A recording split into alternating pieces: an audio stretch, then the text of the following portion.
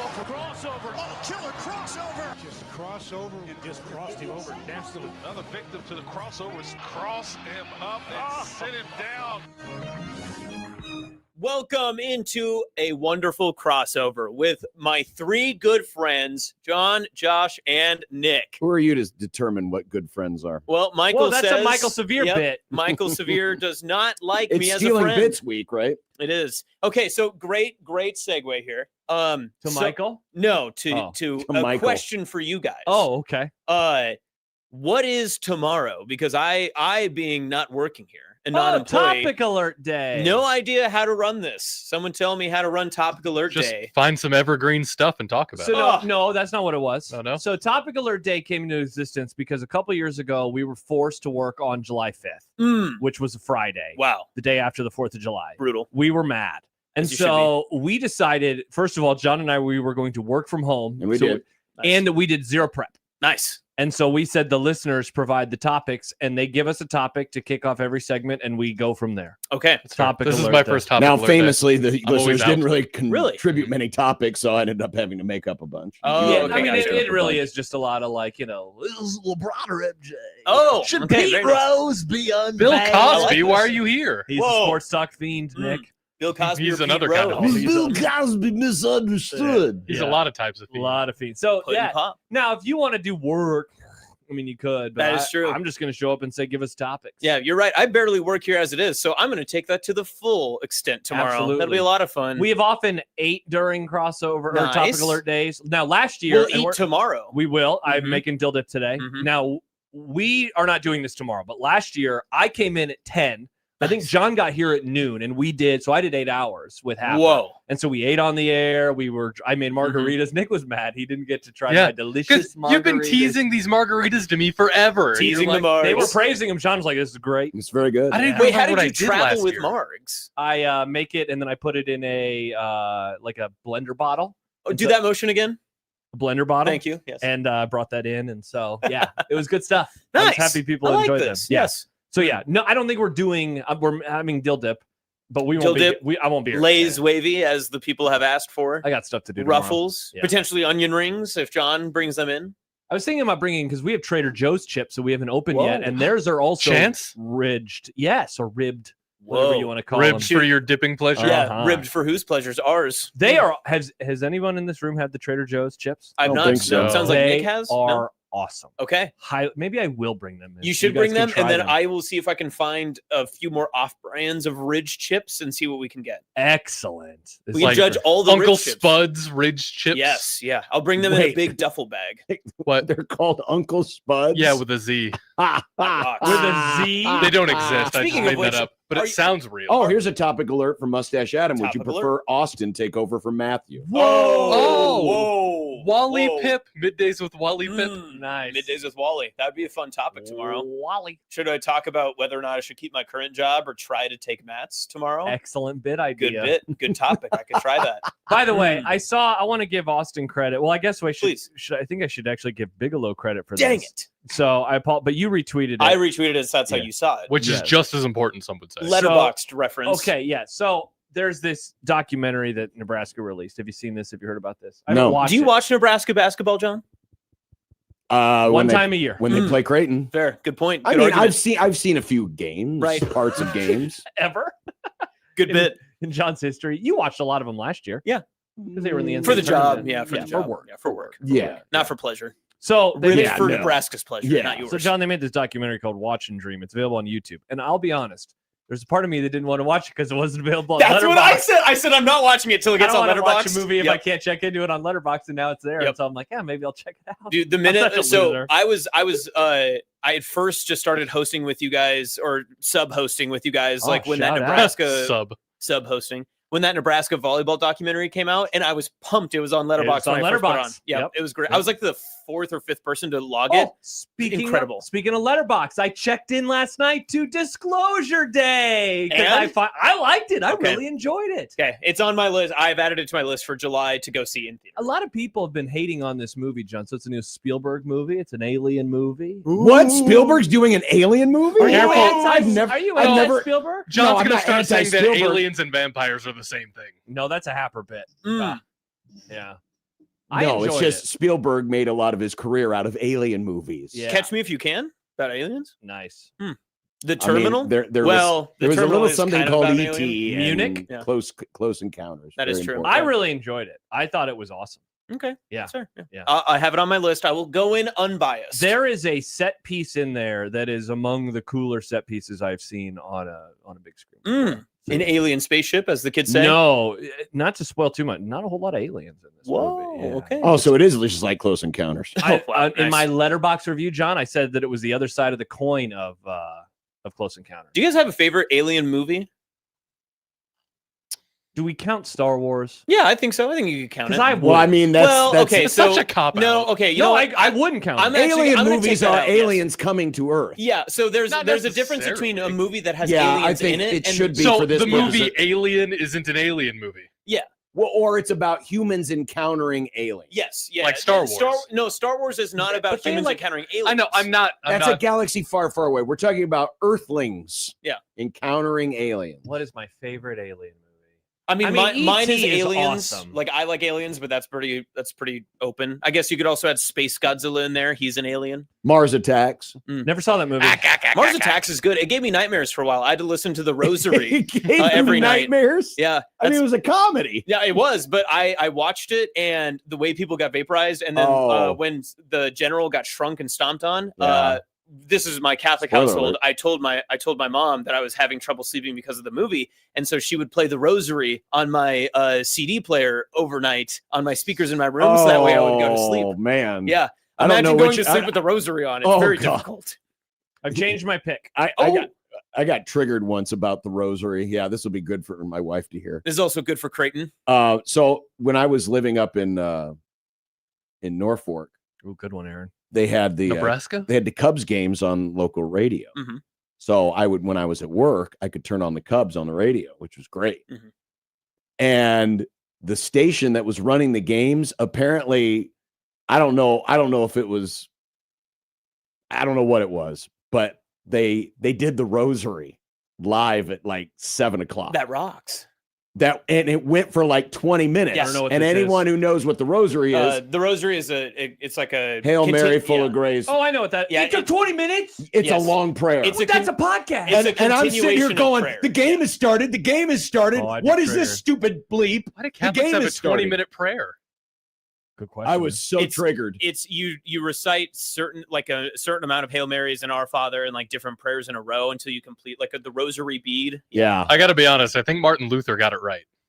nailed some Wow. stuff. All right, Yeah. so we got Does some. he have He his own definitely nailed city some though? stuff. I bet not. we got some alien Positive picks it coming does. in. I have mine. I will give it in a moment. Aaron Please. Papillion. This is good. He says begonia. Oh, Nice pick. We did that in movie club. Great We recently. did do that. Do you in like Movie Begonia? Club. Delivery driver Doug. Independence Day. Welcome to Hey, good Earth. one. Ooh, that's a good one. I could have been at a barbecue. Aaron says Independence Day is the most rewatchable, but Arrival is probably the best. Arrival Arrival is very good. solid. Arrival is very good. We did that in I- movie club. Although you could argue Arrival isn't about aliens. What's it more about like, Linguistics. yeah, But I mean, it's the It's about aliens. aliens. yeah. The aliens is I the love their form in which spaceship they in that talk. movie. I I am like having. the tentacle people. I'm sure you do. Mm. I'm having. So I have mine narrowed down to like 3. Jurassic It's Park. District 9. Good one. movie. Good movie. Great movie. Mhm. Alien, like the OG Okay, yeah. Alien. Movie club. Really single good. single alien. One alien. Yep, just one.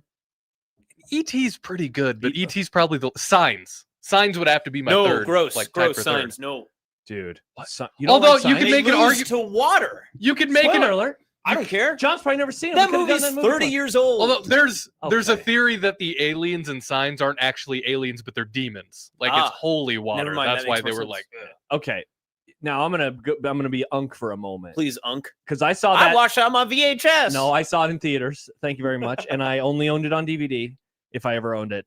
But the scene when that alien walks. Oh, on the television when they're watching. Oh that my rocks. gosh! You want to talk about a formative moment? terrifying. Of mine. It was Right? awesome. Yep. You ever You're see like, Signs? that looks real Never saw though. it. How Swing it away. looks real. They didn't use AI. That's why. Sure didn't. Dang. So John Signs is Because they're about creative. Mel Gibson, a very upstanding individual. Yep. He You're is pro Mel Gibson. He is definitely. This was pre-cheese. And Yes, speaking that of is true. Catholicism, Yes, wow. He This is- is a full circle moment. He has left the cloth. His wife dies in a car accident that you eventually, I mean, you learn about it pretty much right away in the Yes. movie. But crop circles start showing up all around the world, and including in his crop. And they look and like dead they're animals. signs. Is that, or am I mixing that up with an? I Okay, think that's a never mind, different sorry. movie. Yeah. I apologize.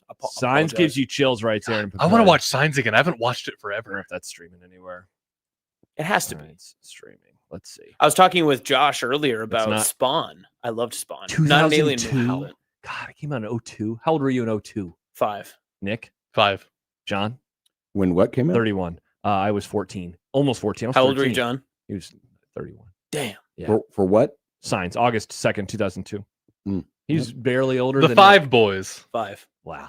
Bunch of losers. And now I recommend I'm Signs. engaged. I I'm married. recommend Signs. Look, Look at us go. Dang. Yeah, I don't get one of those. I'm Mm. almost 30. I need You're to- almost 30. I need to go looking for a ring here. Get a soon. ring. Rob I says, know, what? should- No mention of Want me Cocoon. to send you to my place? Great movie. I've never seen Cocoon. No, not Cocoon. Yeah. What Cocoon about was Species? okay. Are you guys Species people? Never seen Species. Species. No. It's fine. It's more like grotesque than anything, I suppose. No, I never saw. it. Oh, underrated one. They Live. I love They Live. Oh, They Live. Now They you're Live. talking. They Live rocks. Yes, it that's does. a John. Listen, John. That is and a me I, movie, man. We could have a heyday on They Live. That movie rocks. I want to show John District 9, but he would hate it because the aliens are being abused. Well, it's also too much of a political film. Well, what's wrong with the aliens being Well, abused? you're the whole. Oh, if aliens come here, they want to kill us. You'd be on the side of the people abusing these poor aliens. Well, yeah, get the hell out of here They before were you kill us. refugees, John. I looked up a list, by the way, of other alien movies. Nope. Oh We no, did that in it's movie so club. good. Out of those movies, or I should say, out of the Peel movies, not my favorite. No. Yeah, Nope. I think I would do Get Out 1. Oh, yeah. Do I'd I go put- Get Out, Nope, and then Us. You put Us. I still need to see Us. Men in Black. Oh yeah, that Oh, is good one. alien. That movies. was a fun movie. That's- That is a fun Sugar movie. water. When I think 90s like stuff, though, I think Men in Black more than I think Alien So- movie. I suppose. yeah. But, like it feels more 90s than Alien. Like if I'm trying Wow, to, like, that's a fascinating question. if I'm When trying you to think of Men in Black, categorize is it it more in of an alien terms- movie or more of a 90s movie? it feels like a 90s movie. It is very Well, 90s. it is a I 90s. mean, it's got movie. Will Smith rapping in it, which is pretty nice. That movie is Here 90s as come hell. the Men in Black. So my Men introduction to the Men in Black universe, Galaxy Defenders. my introduction to the Men in Black universe was Men in Black 2. I didn't see Gross. the first one until later. I I forget really liked Men in What was Black the 2. bad guy in Men in Black 2? It was the woman plant thing. Yeah, you right? called it gross because a woman is the bad person. Yes, exactly. Interesting. Mhm. Because I remember in the first one, it's the giant bug. Yeah. Honestly, that's the only flaw of the movie, is that the bad alien is just a bug. They The also- second one they, has Johnny Knoxville. They crash It into does. a Mets game. In the second one? I No, thought that the- was like the No, the third first one. The first one. They yeah, because the spaceship is yeah, the spaceship monument thing. Yeah, right. The Thing also referenced in this The Thing is article. a Thing- great The movie. Thing We is did good. that in Movie Club. Mm, They Live. There's They Live. I love They Live is What about fantastic. Close Awesome. Encounters? You've been on that lately. Oh, yeah, that I was... did enjoy Close I Encounters. love the fact in They Live that they have this like La, la, la. hypersensitive, like political, like movement, like undertone of the whole movie. And then in the middle of the movie, they're like, we're just gonna have two guys just like beat the hell out of each other for 8 minutes. I don't think I've It's seen They There- Live. Phenomenal. There's quite a essay on Yeah. how Keith David and Roddy Piper Yes. worked that whole fight. The best part It's too only is 90 that minutes. in that Yeah, movie, that's a good movie. in that movie, like the scene kind of makes sense why they start fighting, but if you take it out of context, not really. He just goes, "Put on these sunglasses," and he goes, "No way, man, I'm not doing that." And then they fight for like Right. 8 straight minutes because he won't put on sunglasses. Wow, Yeah, 8 of the that's 90 it. minutes are just one fight. Pretty much. The line top- from that movie is, "I'm here Did- to kick ass and Oh, chew I know bubble that's gum, where and that I'm all comes out of from. bubble Yes. gum." I That's, have no that's a idea. Rowdy And I'm Piper. all out of bubble gum. So here was the top 5. This is according to the Wrap.com. Arrival number 1, E.T. number 2, Alien number 3, The Day the Earth Stood Still from 1951 number Oh, 4 for wow, the old gee. heads. That's a pretty good one. Solaris number 5 Don't from recognize it. 1972, and then Close Encounters is number 6. Is Event Horizon an alien movie, or is that a demon movie?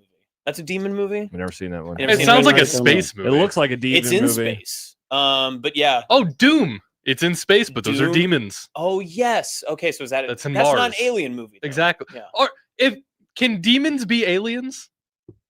They Good are question. from some aliens, Especially are if they go on from- Mars. Aliens are from space. Aliens don't have to be from space. Aliens are just not from here. It could just be a Whoa, foreign Nick, body. you're not supposed to say that. Wow, Nick. Always making it Problematic Nick. political. Interesting. Odson says demons you should aliens? definitely do They Live for Movie Club. The audience would have fun with it because they've seen it. I haven't. The thing is, I think that's one of those that it's it's not on like any of the mainstream. Correct. services. I just looked it up. It's not all the Oh, yeah, movies that we keep coming up. I've It'll looked pop up every once in a while on like Prime Video, but that's about it. Okay. So, yeah, it's kind of tough. Yeah, I haven't seen that one in a long time, but I always loved it. Steve says, "Open the pod bay door." Hal, that's not Alien movie. That's a No, That's an Uh, AI Oh movie. yeah, just yeah. it's a computer 2001, right? Just watched that recently too. That's too long. What I haven't about rewatched it in a while. Interstellar? yeah, it's boring. Are those aliens in Interstellar, or are they just transcended human I beings? mean, spoiler alert for the end of Interstellar. Wow, you're gonna ruin the whole movie for me. John's never seen it, Nick. I was gonna maybe pick it in movie club. Dang. Love that movie. I know you do. Theo writes, "Get into the bleak running back room outlook." Not right now, Theo. We're talking about best Alien movies. Well, Theo, I mean, Cross- there's Didn't we there's do that really not. yesterday? I mean, we kind of did yesterday. It's bad. Well, unfortunately, hey, it's we, bad. Hey, look, man. unfortunately, we didn't you get got, to like- the Mikhail Nelson thing today. got- We're gonna get to it.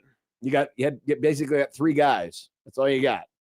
By the way, Chris just did the bit that Nick said. Hot take: science is not about aliens; they're actually demons. Water kills them. Religious theme with Mel Gibson as a former priest. Never actually sees the ship, just lights in the sky, and it's a Shyamalan movie, so it fits his weird twist. But that it didn't say that though. I know, but it didn't say. They're Did it say aliens. aliens? I'm sure it is. If I'm I not saying it changed- isn't. I'm saying that was just a theory. If I adjusted the topic from aliens to monsters, so it does. I mean, it still like applies like aliens, demons, that sort of thing. Like, Yeah. where do you put Tremors? I love Tremors. Never seen it. Never seen Tremors.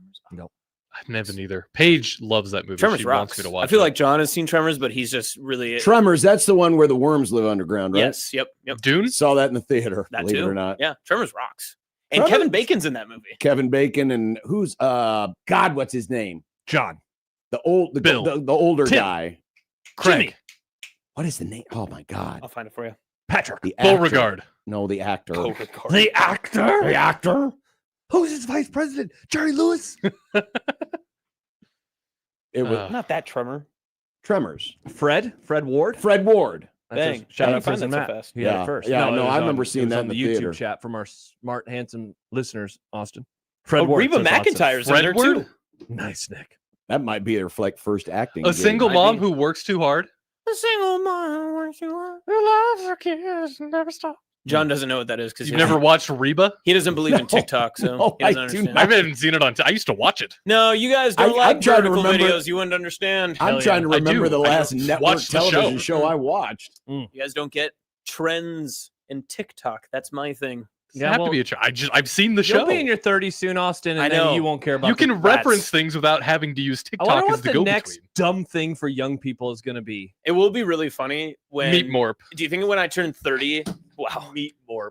When I turn 30, It'll probably be something about as dumb as Meat Morp. Uh-huh. when I turn 30, you think Herd at Sports will look at me and just be like, "You're too old, Unk. Time You've to get aged out of out. here. It's Yeah. time to retire. Time to get on out of here." It's time to take you to the farm. Yeah. That'd be very You're funny. gonna get old That's what they did Yeller. with Brendan Sorsby. That's Yeah. what we determined. That's true. Mhm. But they're gonna have Would you- somebody else who still works there who's older than you do. Yeah. What if it's like what's a Succession where there's a younger version of me that just gets to work, but he's Ooh. always like 22 and just gets to do all the things that I like to do? Good bit idea. Mm. What were you going to say, John? You'll get sent home if you wear green to work. Green? Yeah. Why? What's wrong with green? screens? Do I not know this? Oh. That's funny. It was good. It's kind of like Oh, when you wore something you weren't supposed to wear to school. Sports. You You're can't not wear a supposed South to. Park shirt. You can't wear that. Because when I was in elementary school, South Park was the inappropriate thing. Yes. And so if kids would wear a shirt with, Kenny on it, you go home and change that shirt. young Yeah. man. For all the years my parents had Dish Network, Cartoon Network was always blocked on it. Oh, and rip. we didn't recently get Cartoon Network at my parents' house until Hulu came around. I was a Cartoon Network kid. That's where the weird cartoons were, Yeah. which Except explains when- a lot. When it got off at certainly 9 does. p.m. Indeed it does. When Adult Swim would start, and it was just King of the Hill. Uh-huh. Scary times. Adult Swim is awesome because that's also, they had like Family Robot Guy Chicken. and Robot Chicken. Robot Chicken was fun. I liked Uh-huh. Robot Chicken. Home movies. Moral oral. Who made the movies? Home. Stibbs writes, Husker fans visit the grave of late Hurrdat employee Austin Jacobson. Picture a fan in Husker jersey staring at Austin's grave. I love that idea. He shouldn't have worn green. I love that idea. Excellent idea. This needs to be listen, like the new thing, like good the camera Washington sets. State flag at all college game days is one guy in a random Nebraska basketball jersey at every funeral. I And the queen has been laid to rest today. Oh, look, there's someone wearing a Keisei Tominaga jersey. I want somebody with more money than I have to go to every major historic disaster site in the world wearing a Huskers jersey and just take a picture. Yeah, it was a really good thing we didn't start that trend at the not the Pinstripe Bowl, but the Bad Boy Motors Bowl the year before. Because if we were at the 9/11 memorial, we could have started that trend a little bit earlier. Yeah. Wouldn't have been good. That would have been the big one, too. The big one. I think 9/11's a little more popular than Oklahoma City. Nebraska fans pay their respect in 9/11. 9/11 is more popular than Oklahoma City. Yeah. Is that a sentence you just said? Yep.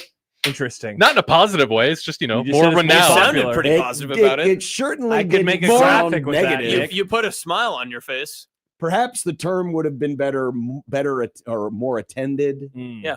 Rank more attended isn't right, though. Rank your That's American what it is. tragedies. As far as tragedies go in this country, 9/11 is the most popular one. Now that's Stop saying popular. I don't popular- like popular. It doesn't have to have a good connotation. No, it sounds like you're trying to make like popular a has Wicked. a pretty good connotation. You can't use popular like gimmick. Gimmick can be used in a lot of different ways. Popular, that implies positive. That's a good topic Popular. alert. I don't know if I'd ever want to touch that with a 10-foot pole, but I could. rank the United States tragedies. I don't work here. Tomorrow I could. A tier list. What are they going to do? Well, Fire me? let's 9/11 is see. number one, right? We're going to start with Side of Pearl Harbor, in my opinion. Super Bowl Well, 6. Pearl Harbor's too old. Ah, nice, Super Bowl John. 12. Nice. Ooh. Ooh, 26. Ooh. Kyle, I'm Or traveling to 27, Hawaii 28, later 30. this year, and Oh, I you own a can't- Husker jersey. What was Pearl it, Harbor, here I 27, go. He 28, should. Yes, 30, Kyle, yeah. tweet it at me. Tweet it at me, Kyle. You can do that. Wow. Where would you rank your personal tragedies? Or Personal No, tragedies. American tragedies. Okay. American tragedies. I was going to say personal. Give us a top 7. I got my I got number some. one. I got a Top 7, few yeah. personals. I mean, what is on the Mount Rushmore? What's your Mount short- Rushmore of what's the tragedies? What's the short list, Nick? And you can't put both towers as 1 and 2. They have to be just one. 9/11, That's fair. 9/11's a big Pearl one. Harbor. Wow. I mean, those Lame. I feel like are 1 and 2. That's an unk pick. 9/11 but and fine. Pearl Harbor, yes. OKC is probably in there, right? The Challenger. absolutely. Challenger That's explosion? interesting. That's a good question. People like to make fun of the Challenger. Because it's a tragedy. It's not a I mean, where's the mass assassination tragedy, of but John F. Kennedy Jr.? Ooh, I wasn't around, so I wouldn't John know. F. John Kennedy Jr. I mean, JFK Jr. took Why would you himself like to out. break some news to us? JFK Jr. was assassinated. Inside job. You better hope that doesn't Inside happen job. anytime soon. Oh, John. If that happens anytime soon, Josh is going to get a lot of questions. Hudson, what about the Pentagon? Is that its own tragedy? No, No, I'm it's going to lump that all- into 9/11 because I feel like all- 9/11 kind of You're taking the encapsulates. date. Yeah, you're taking It the date. encapsulates Yeah, all. that's fair. One thing. That is fair. Fight. What is on the Mount Rushmore of American tragedies? Welcome to July. Yeah, people are sick It about is- backup left tackle discussion. Here you go. It is July, kids. Wow, it is. It's time for July Sports Radio. You could put Shine Eichorst up there if you wanted to do that. Wow. Bang. What about the what is it? The one in Idaho? What was that thing where The potato famine? Ruby Ridge or It's whatever Ireland. it was? What's that one? You know where the it was like a family and the I don't government came in and took them out. I don't It was like- remember this. It was like a super religious. The Alamo? I don't remember No, this I'm one. pretty sure it was Ruby Ridge. Waco? Waco The would be one. standoff, Ruby Ridge standoff. Yeah, yeah. God, What I about don't remember that Columbine? one. Columbine has to be on the Mount Columbine Rushmore, would be a right? good pick. Columbine. Good So only call. time I want to say that, my bad. That's on me. I don't want to say that again. Sadly, I think that and then Sandy Hook. Because This is getting way too dark. What about It is. Waco? Waco's a good. No, Ruby Ridge standoff. It was in Boundary County. No, I'm 'cause I not saw doubting you. people I just disagreeing for with some me. reason don't I know remember Waco that more one. than that one. Yeah, Hudson says that Waco, and then Fight says Waco would be ahead of Idaho. Yeah, that one was really. I watched a documentary on Waco. That was incredibly interesting. I didn't know any of that before I went into it. It was incredibly interesting. The Waco siege. Wasn't there like a mini people series a few years Yes. ago on it? There Yeah, was. I never saw it though. I That's a did, Netflix but I special. guess I don't remember that one. Ooh, a lot of people died. On the Ruby Ridge? Almost 100 people died in. No, this is the Waco. Oh yeah, yeah. They had tanks. Good rolling in. Lord, he homered again.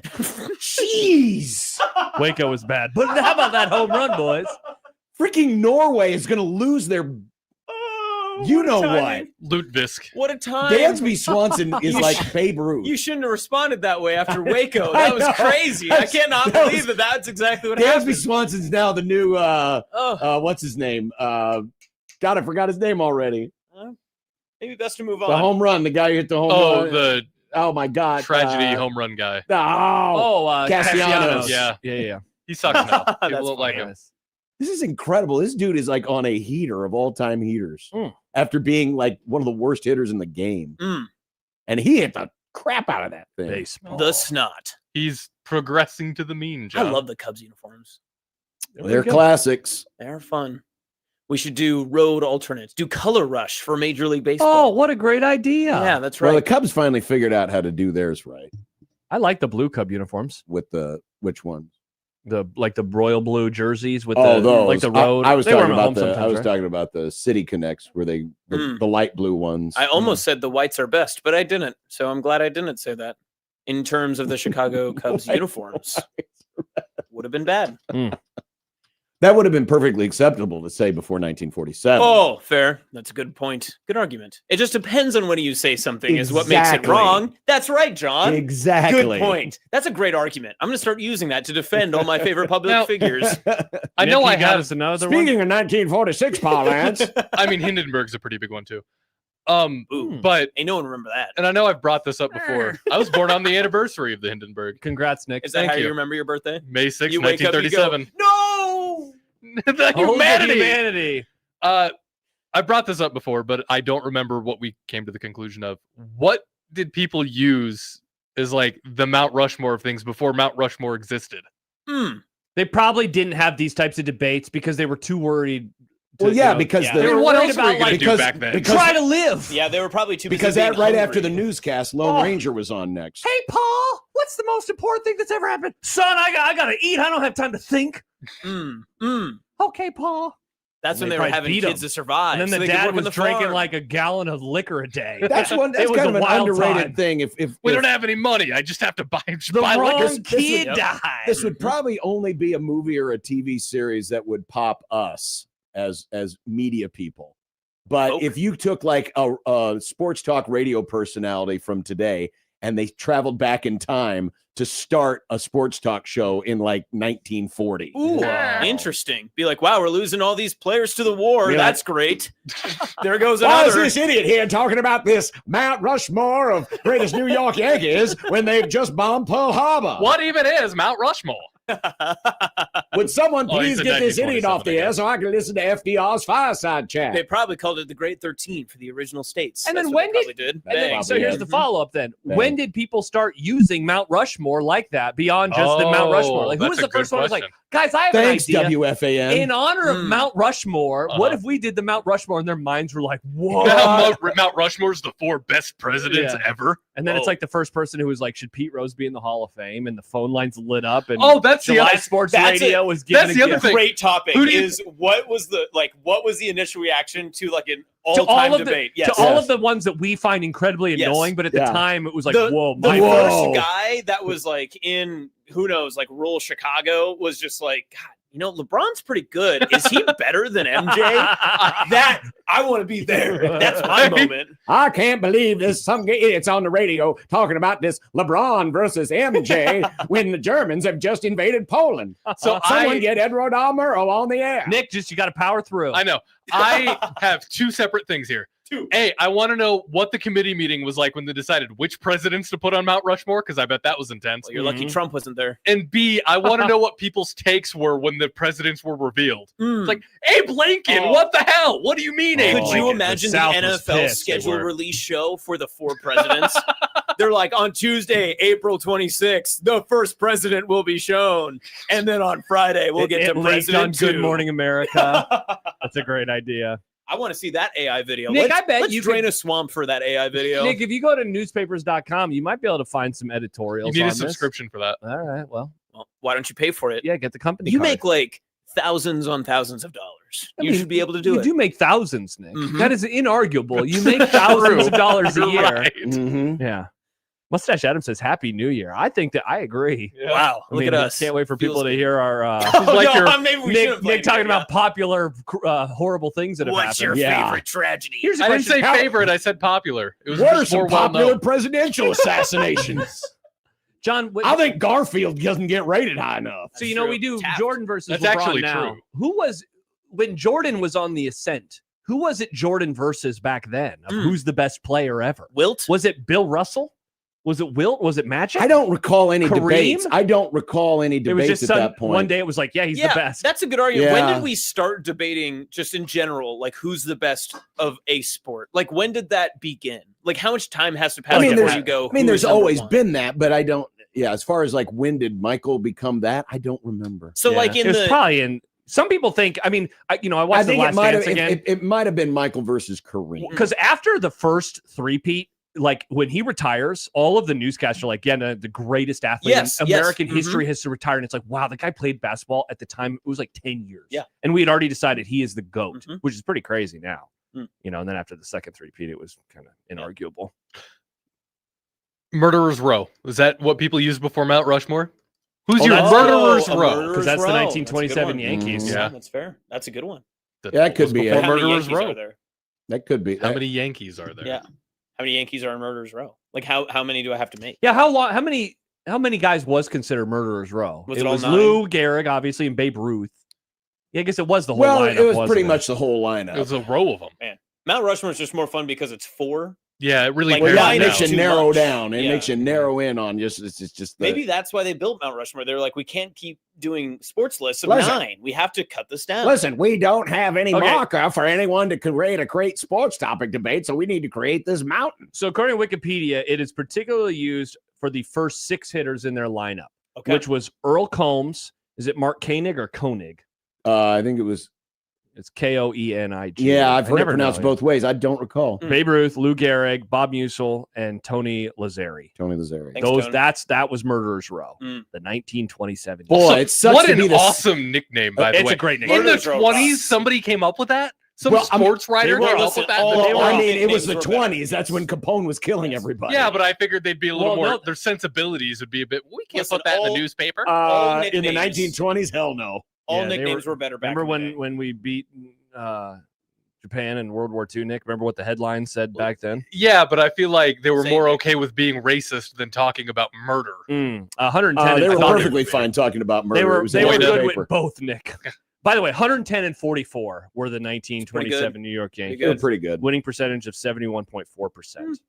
Good God. I mean, no, like War has been the These topic all Astros. week long with Jorge Posada. Yeah. Babe Ruth, Lou Gehrig finished the 27th season with 12.6 and 11.9 WAR, respectively. War. Totals are in the top 10 highest single season never WAR by a changes. player in MLB history, and they were on the same team. Murderer's Row. See, how That do you is hate hilarious. analytics when we get stuff like that? That's cool. Do you There think you if go. they had the Well, the thing is, they considered it long before war that, hey, those guys were the best. if they had the Right. big video boards during Murderer's Row time, would they put like "You've been murdered" like when they won? Great That would be question. great, right? Great question.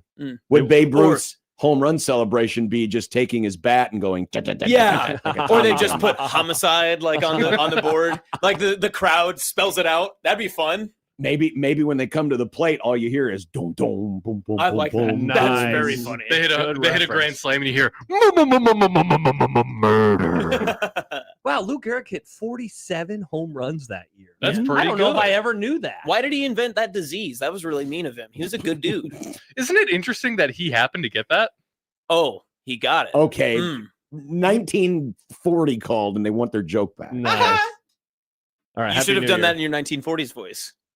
That's in Vodacall. 1940 called. We don't have time for this Lou Gehrig's disease. I don't know who We're- this. I don't we're know who this inventing young Europe. hippie is on the radio, and I don't even know what a hippie is yet. But he's interrupting this broadcast. I need to find out if the United States has won at Guadalcanal. Odson says these Urban Meyer Florida teams also Murderers Row.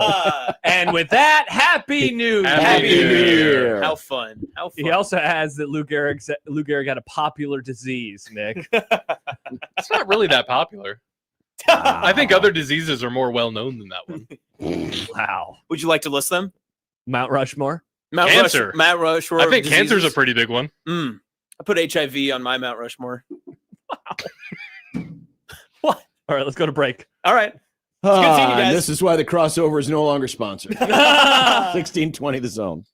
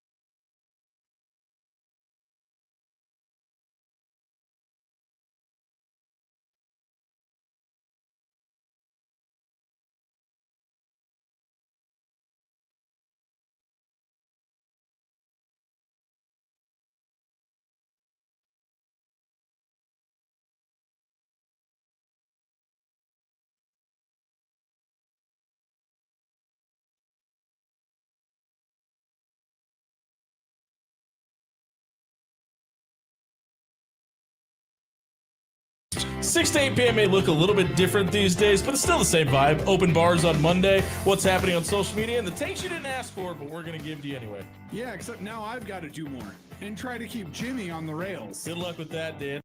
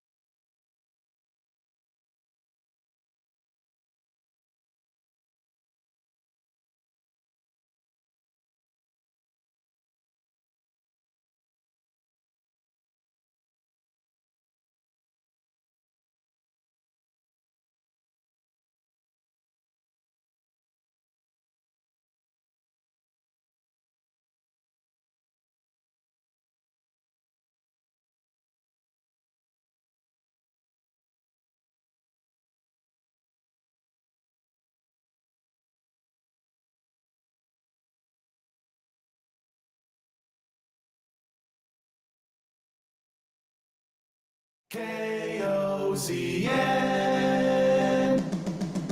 Unsportsmanlike conduct on 1620 The Zone. Husker Athletics, Creighton, and yes, UNO. Don't miss a moment, they'll give you your fix. They're on every day from 2 until 6. Spend your afternoons with John, Josh, and Nick.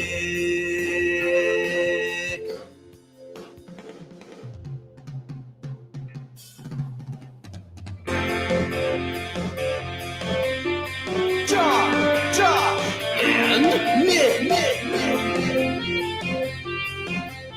They'll show you what sports talk really is. Oh boy. Does it feel like this has been a long week already? No, Nah, I've only been here 2 days. feels like a very normal We week. have 1 day left after today. It's Feels almost over. It feels like a long week. Okay. Sure. Unsportsmanlike conduct on 1620 The Zone. Husker Athletics, Creighton, and yes, UNO. Welcome to the Grum on this Wednesday? Yes. July the 1st. Have you shown that recalibrated from the College World Series? No, I guess not. You'll Like get I there. said, it feels like it's been a long week. I slept for like 10 hours on Sunday morning. Hell yeah, Nick. Yeah, awesome. well, you apparently don't have little dogs. Right. They have a dog. Remember, John? Yeah, she's real. She's They a have poodle. a real dog. Her name's Misty. She's a good girl. Yeah. It's good to be here. It's good to be back. We're here every day. Every day. Almost Every every day. day. We won't be here Friday, but we'll be here Friday from the past. Yes. Awesome. That is true. That is We'll true. be here next week. We're always here for you. One way or another, we're here from you. Mm-hmm. And we hear from you. We hear from you, and we're here for Yours. you. Man, and John's now back in on the Cubs, and so he's distracted at work again. Well, I miss Saya just went face first into the ivy. I miss a month ago, John, when he was like, I don't care and I never will anymore this whole I mean, season. we knew this was going to happen. John They goes hit through this one roller home coaster run. every year. Oh, they hit a home run. He's so good. Oh, he's from Norway. I love Brandon. No, he's not from Norway. Where's he It's, from? it's that the Norwegians adopted him last Oh. week as their favorite player. I love the guy that sounds like he came from old money in the 1920s on the East Coast. Which one is that again? Brandon Sorsby. Oh, nice. Wait, Brendan or Brandon? What? They have a What Brendan. does Brendan Sorsby have to do with all this? Wasn't that the guy who they adopted? Did they adopt No, Sorsby? no, it's Or not Dansby Sorsby. Swanson. Dansby Swanson. Jeez. Either way. Sorry. Jeez. Tough joke, Nick. You really ruined that one. I think the Sorsby thing still counts. You really Nick Grimmed that You know one. It all sounds like old money. Guess what's on my Mount Rushmore of U.S. disasters? Nick's last joke. That was a tough one, Nick. At best, it's a regional disaster, John. Nice. Well, here we go. Grum down. Grum down. Hell yeah. The year is half over. Wow. Can you believe Stop it? counting down. Don't do that. Don't let him win. Well, it is. It is July 1st. The year is half over. 6 months ago, Nick, it Which was means so we're a chilly. day closer to the end of football season. Why would you want that? Why would you Because want then it I means went we're closer to I went baseball. walking the other day with the dog, and I remember just looking around. This is, before the, neighborhood started blowing up fireworks. And it was so nice and peaceful, and it was before it got really nasty hot. Yeah. And I'm like, I can't believe there are some people that want to fast forward through this wonderful season just to get to their precious football. For the record, don't want to do any fast forward. I want to be cold and depressed. So you know and what? angry. Guess what I started reading last night, or this? Yeah, last night. Again, didn't you just finish it? No, not my comp. Never. That is never the answer to this question. I started rereading Stephen King's It. Let's go, baby. that honestly, that's also problematic. Oh, would you cry me a river, Nick? John, do you know about the book It? Nick, Well, why? it's a book about a scary clown. Yes, and people do Alien things. movie.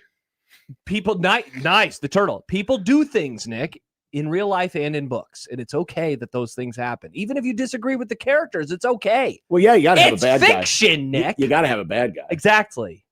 Yeah, Nick's It's got to one of be those- a protect. There's this scene in the book that all these people who never read it always freak out about. Oh, man, Oh. that's the book that has the kids that do that thing at the end of it. It fits the story. Ooh, that was a mistake, and that's going to be an inside the park home run. I love the book, and I can't wait to read it. Stibbs says the movie is better. It's two movies, Stibbs. Suck on that. Have you ever read it, Nick? No. It's pretty good. Because of that weird part at the end. That's why. I don't want to read that. Strange. Wisconsin has entered the cone of silence. Whoa. I can't believe they're actually doing it. I thought that was a bit yesterday. It wasn't a bit. It's real, and it's spectacular. It is pretty funny. Stoic Matt Rule. Oh, hello. How much more money is the Big Ten playing with? Probably a lot more. Oh, is it what do we call that when we get numbers and information? Did we get some? We didn't get those numbers. Oh, I okay. don't. If I'm thinking of what you're thinking of. Okay. Steve Sipple, will he remember this time? Excellent question. Very tough question for him to answer. Excellent. 100 days of the NFL. We've got one of those today. A milestone win for Dave Roberts. The guy who stole the base for the Red Sox in the 2004 ALCS? Well, he is that same guy, but he is now more popularly known as the manager of the Los Angeles Dodgers. I was on the 2004 ALCS Wikipedia page the other day. Don't ask why. Why? Don't I remember. won't. I And will not ask. I was a bit triggered. My earliest baseball memory. That is not my earliest, but it was a formative one because I was a Red Sox fan at the time. And the photo that they have of Dave Roberts is in a Dodgers uniform as a manager. Like, we can't find one photo from 2004 as he stole the base. What are we doing? Wikipedia. Come on, Wikipedia. Bonilla gets paid and a conference is reborn. Oh, is it Bobby Bonilla Day again? Of course it is, Nick. It always is Bobby Bonilla Day. This is my least favorite baseball day of the whole year. Well, guess what? I wish next year July 1st will be on a Thursday. I have my I don't care already ready to go. You can't I don't care. I don't care. Everybody does this every year. Yes, it's happened forever. Time to move on with our lives. Who cares? Well, it only happens once a year. It's like, were you the same way when every December 7th they would honor, Pearl Harbor Day? We should honor them. That is a sad day. It's on the Mount Rushmore of tragedies. Well, this should have been. This is on the Mount Rushmore of Mets tragedies. That is. I don't know. Are you sure? They've had a Juan lot. Soto's up there now too. They have a lot, but this one involved Bernie Madoff. That time Lane hung himself with the pennant behind him. Topic alert. What's every MLB team's Mount Rushmore of tragedies? Gosh, that is a great topic. Well, did we have the NFL one, remember, that we were going to get to, where it was the worst moment for every NFL franchise this century. Oh. And we were going to do it. We were like, let's save that for topic alert. That's a good, write that down. Write that down. I believe I have it saved for tomorrow's sheet. I will check. And dumb debates. By the way, a great tweet from our dear friend, Kevin Kugler, who says, Josh, while you guys talk about the time of the year, did you know you have a football game next month? Whoa. Have you seen this? Have you heard about this? Football season is next month. Holy crap. I'll be at a football game next month. Kevin, why aren't you on the Cubs roller coaster with John right now? Kevin has better things. Are you thinking about football? Kevin got to call a Red Sox-Yankees game from Fenway. He's got bigger fish to fry right now than another inside the park home run against the Cubs. That was actually a ground rule double because the ball went in the ivy. Oh, he didn't score? Well, it's because the ball went in the ivy. Yeah, ivy rules. Once the ball goes into the ivy, it's a ground rule double. I do Even know though about that base runner was already to third base. One of them quirks. Wait, that's weak. I know. That's garbage. It should be a ground rule triple. It's a quirk. I don't believe there is a such thing as a ground rule triple. I think there's only That's ground wild, rule though. doubles. If you are already at third, by the time the ball got stuck, you have to go backwards? It does not make sense. No, you're right. I'd say that's worse than advancing the ball past half court. Okay, stop. That's pretty tough. They stole base from him, John. They stole from him. Stolen valor. Yeah, if anything, maybe it should be a grand rule double and then a steal of third. Well, anyway, that was your. It was what do we call that? Grum segment? down. Oh, that's right, the grum down. Oh, I just saw this thing. So somebody tweeted at us on the Liquid Trucking Zone Twitter feed, which you can tweet at us all the time. So the Big Ten had this tweet that said, wow, and it was two people with a Big Ten flag, and it looked like they were in a movie or something. I'm like, I don't understand this reference. I don't understand. So I just saw the reference. Two people climbed to the top of the Empire State Building today. Did you see this? One of them proposed to the other. True love. Now they're probably going to jail. Well, they're wearing masks. Unidentifiable. They didn't get caught? I don't know. Good for them. That's incredible. I would find it hard to believe they couldn't get caught. They have to still come down from the tower. John, people that climb things are really good at climbing things and not being caught. They're at the top of a antenna. My hands are getting sweaty just watching this video. That would be the scariest thing of all time. Some people love climbing.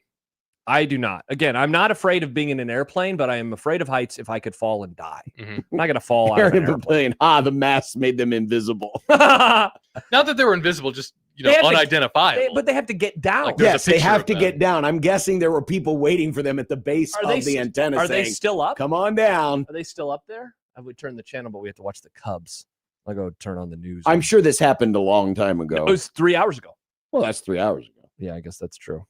If they ain't down there from now, they can just stay up there. That's crazy, man. I wouldn't want to do that. That's just me. They can get married on top of a mountain. On top of a mountain. Or in this case, on top of an antenna. Which, if you think about it, not very smart. It's a good thing they did it on a sunny day. Maybe they're celebrating that college football is returning next month. Highly unlikely. I mean, they're in New York. People in New York don't really care about college. They're Knicks fans. Congratulations. People forget the Knicks just won the Bing NBA bong. The Knicks just won the NBA championship. Awesome. 402-951-1620. Prairie Flower Casino's own hotline. John texted into the show at the aforementioned number. Those two people were arrested. Wow. Oh. A Nick fact. I didn't know. That might be the fastest Nick fact we've ever had. Nah, we've had him in the crossover. I didn't say they weren't arrested. I'm just saying these people are good at not getting caught when they climb things. Apparently not. Wow, that's pretty crazy. They're now in police custody. Yeah. What kind of jail time do you get for climbing? Congrats on the engagement. I don't know. Because I mean, it's maybe great trespassing. It's trespassing. It's trespassing. Sure. Still probably. I don't know what crimes are. I don't do crimes. I don't know what crimes. I don't know what crimes are. Misdemeanor. I don't. By the way, not only is it Can't July watch the U.S. 1st, game tonight. Now that sucks. Now that it's July 1st. Yeah. Yep. Football next month. Is we that what we're get doing to again? say, well, speaking of football, Happy New Year. Day. happy birthday to the Pac-12. Good God. Look at the screen, Nick. The Pac-12. Oh my God, Shawn! Excellent graphic, John. You should have put the It's Pac-12 on happy. Not AI, and that's why I love you, John. It's happy birthday. No, we get it. Not happy birthday. Should have been the Pac-12 on like a deathbed. I would have like done. that dude from. I would have found an angle where you could go head on, and then you could have had the logo. That could have been fun. That's true. The logo covers the bits. Let me, and the kibbles. in order to find this Kibbles. picture, Yeah. to Google Yeah. woman in childbirth. Yeah. I mean, you have Yeah, turn there- the safe Turn on there- safe there- search. Oh, you saw some sicko. stuff? Oh yeah, there. I mean, Nice. not that I haven't seen that kind of stuff before, People forget you're a father but of two. you know, I Shout out. believe it or not, there really wasn't a good enough one. Otherwise, that was the original intent. That Was the would have been- Pac-12 logo. That we would have merged. been really, really funny if Nick would have turned and looked and seen a woman giving birth. I've never seen that before. Is that a tuft of hair from the baby, or John, why is still this one of my slide from the favorite- 70s? That is still one of my favorite lines ever from The Office. When Michael Scott walks in on Pam's pregnancy and just deadpans the camera, that kid's gonna have a lot of hair. I rolled over.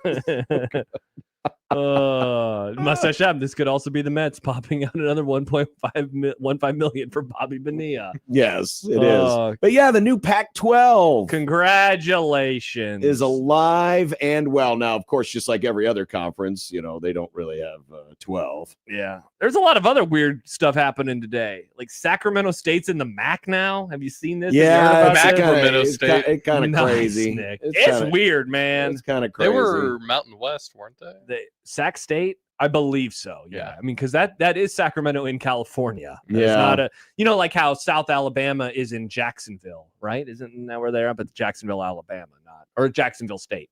I know when the first time I heard of them, I was like, oh, another Florida college? No, they're in Alabama. It's like Miami of Ohio. Of Ohio, exactly. Wow! Congratulations to all our new conferences. Yep. So the Pac-12 is back. I noticed someone put up a graphic that had them on the same page as all of the other Power 4 conferences. Now that's nice. Okay, that's a I would love to give you your status back, but sorry, you know the big boys won't let you do that. No, they won't let you do that. You need years and years of proof positive to do that, and that's never going to happen because, well, by then, sadly, everyone will be contracted anyway, or dead, contracted, or just dead. pregnancy. Nice, Nick. Or just dead. Mm-hmm. I saw this today. I'm now. I mentioned a moment ago, you know, walking the dogs and before the fireworks went off, and so far, you know, outside of a very random boom, haven't heard much. Oh wow, that's your Yeah. neighborhood's different than mine. My neighborhood's had a random. I mean, I'm they've been a guessing. bit I'm more guessing it's frequent. coming. You know, I'm waiting for it. Hell yeah. But I saw this headline today on the Journal Star. Oh, Lincoln. That's the Lincoln Journal Star. Fireworks are flying off the shelves as Nebraskans prepare to celebrate America 250. One stand in Denton. Denton is south of Lincoln. Oh yeah, said I knew that. Sales are up 45%. Year over year. Yeah. Wow, people are pumped to blow stuff up. It would have to be year over year, wouldn't it? I mean, you could do comparisons to buying fireworks 3 years ago. I mean, yeah, but it's year over year. That's exciting. I wonder if people are going to be more boom boom. I've talked about it, but the holiday falling on a Saturday, in my opinion, it's like it is the perfect storm because people will do stuff on Friday because it is the 3rd, and people always do that anyway. But Saturday going into a Sunday, so not a regular work day, it's going to be, get ready. You know what? People can blow stuff off until midnight on this day because it's a Saturday. But man, I hate the week. You're going to see some serious bleep. I would honestly rather have the day after the 4th, and if I could have my druthers. Yeah, that would be a bummer. Like all your friends are like, "Hey, we're doing stuff," and you're working till 6. But I'd rather have the next day because you're up late on the 4th of July with people lighting off crap. Yeah. All right. Well, get ready, everybody. Get ready for the boom boom. Give your dogs drugs. Well, yeah. Coming up, Stoic Matt Rule. What? And a program to be feared. Huh? And I have a question to ask based off of all of this. I would love to answer it. That stems off of what I think is one of Matt Rule's greatest challenges this season. Winning. Well, that's beside the point. Liquid Trucking Zone Twitter feed at USC1620. Send us your dumb debates. Use the hashtag dumb debates because it makes it easier for us to find them. Also, really quick. Yeah. We still have one pair of Storm Chasers tickets to give away for Friday. Are we giving away right now? Yeah. 402-951-1620. Be color 5. Liquid Trucking Zone Twitter feed. That's what I just said. Yeah, Prairie yeah. Flower Casino Zone hotline, 402-951-1620. And the Equitable Bank Zone inbox. You can send us your dumb debates there as well. John at 1620thezone.com. Josh at 1620thezone.com. We'll be back after this on the 1620 The Zone Radio Network.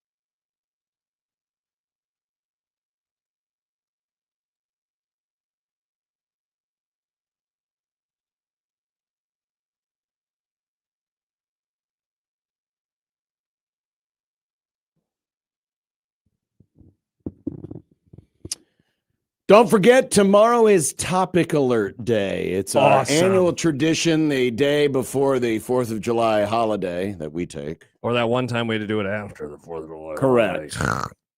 Where it's just nothing but evergreen topics after topics after topics. It usually ends up being weird and wild and crazy. And, I mean, it's appropriate for a day where most people are whose minds are going to be elsewhere.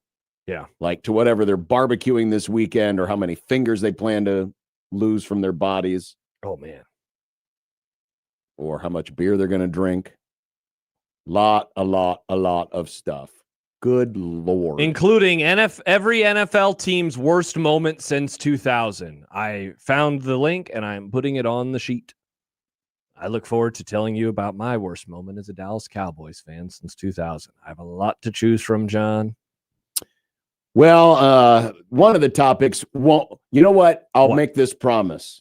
No Huskers. One of the topics won't be what is the Mount Rushmore of worst Husker moments of this century. Oh yeah, I mean, I did a whole podcast series on the last 10 years. You would need more than a Mount Rushmore. You need more than a murderer's row. Nice, Nick. But Matt Rule recently, as the World Herald completed its articles on the conversation they had with Rule a few weeks ago,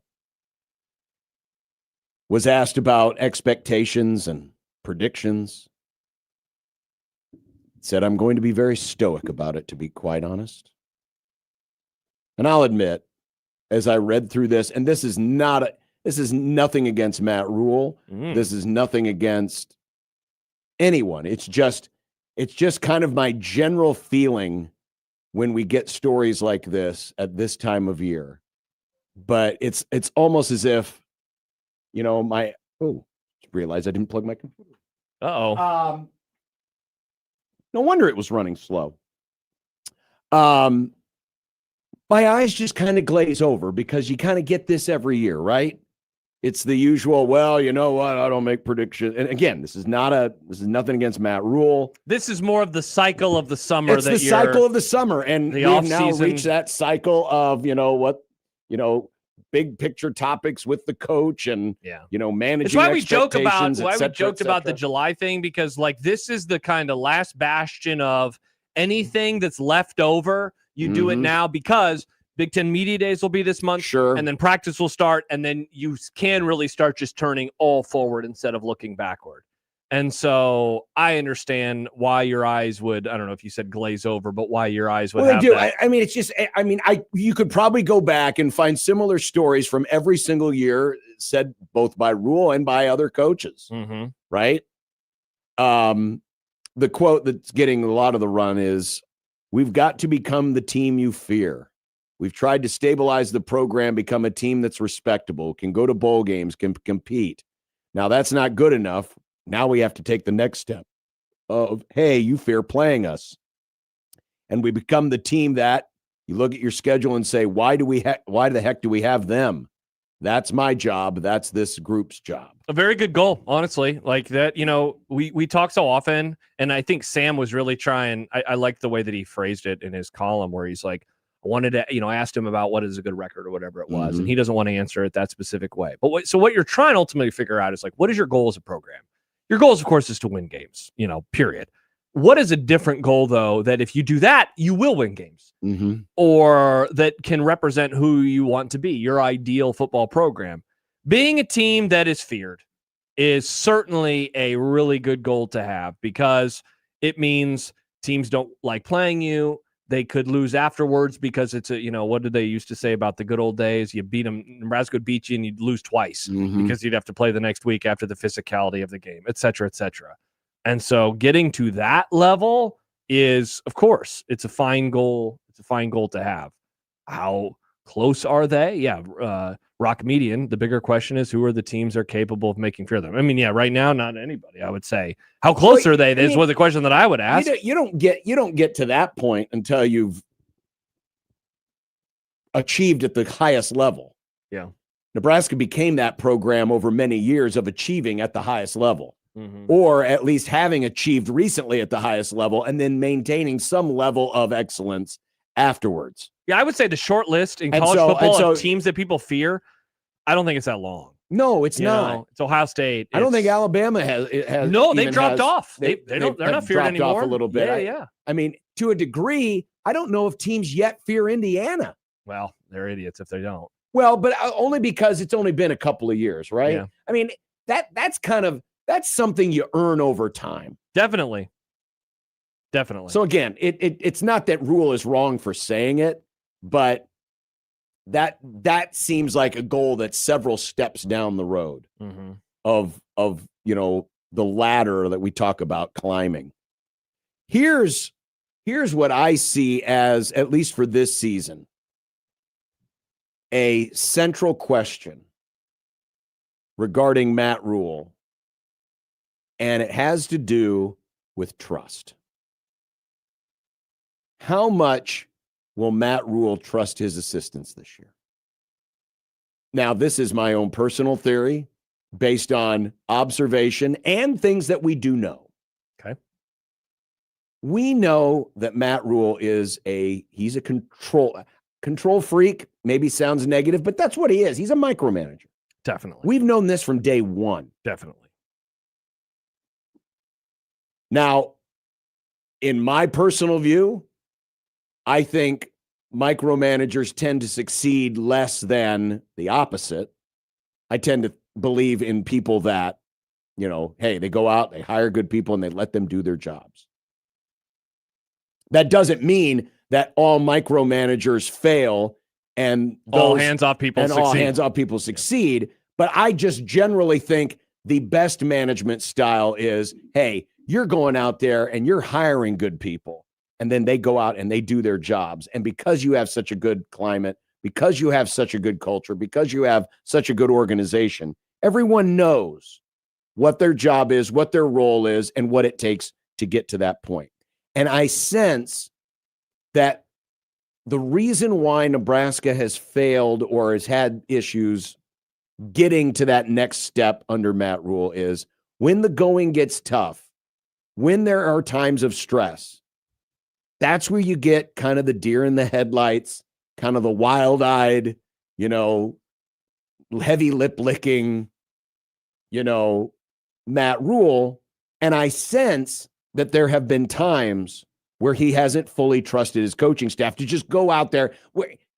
Because I mean, we've all been around people like this, but throughout my career, I have been around people who are managers who are like, oh, when the crap hits the fan, they feel like they have to do everything and that they have to have all the answers.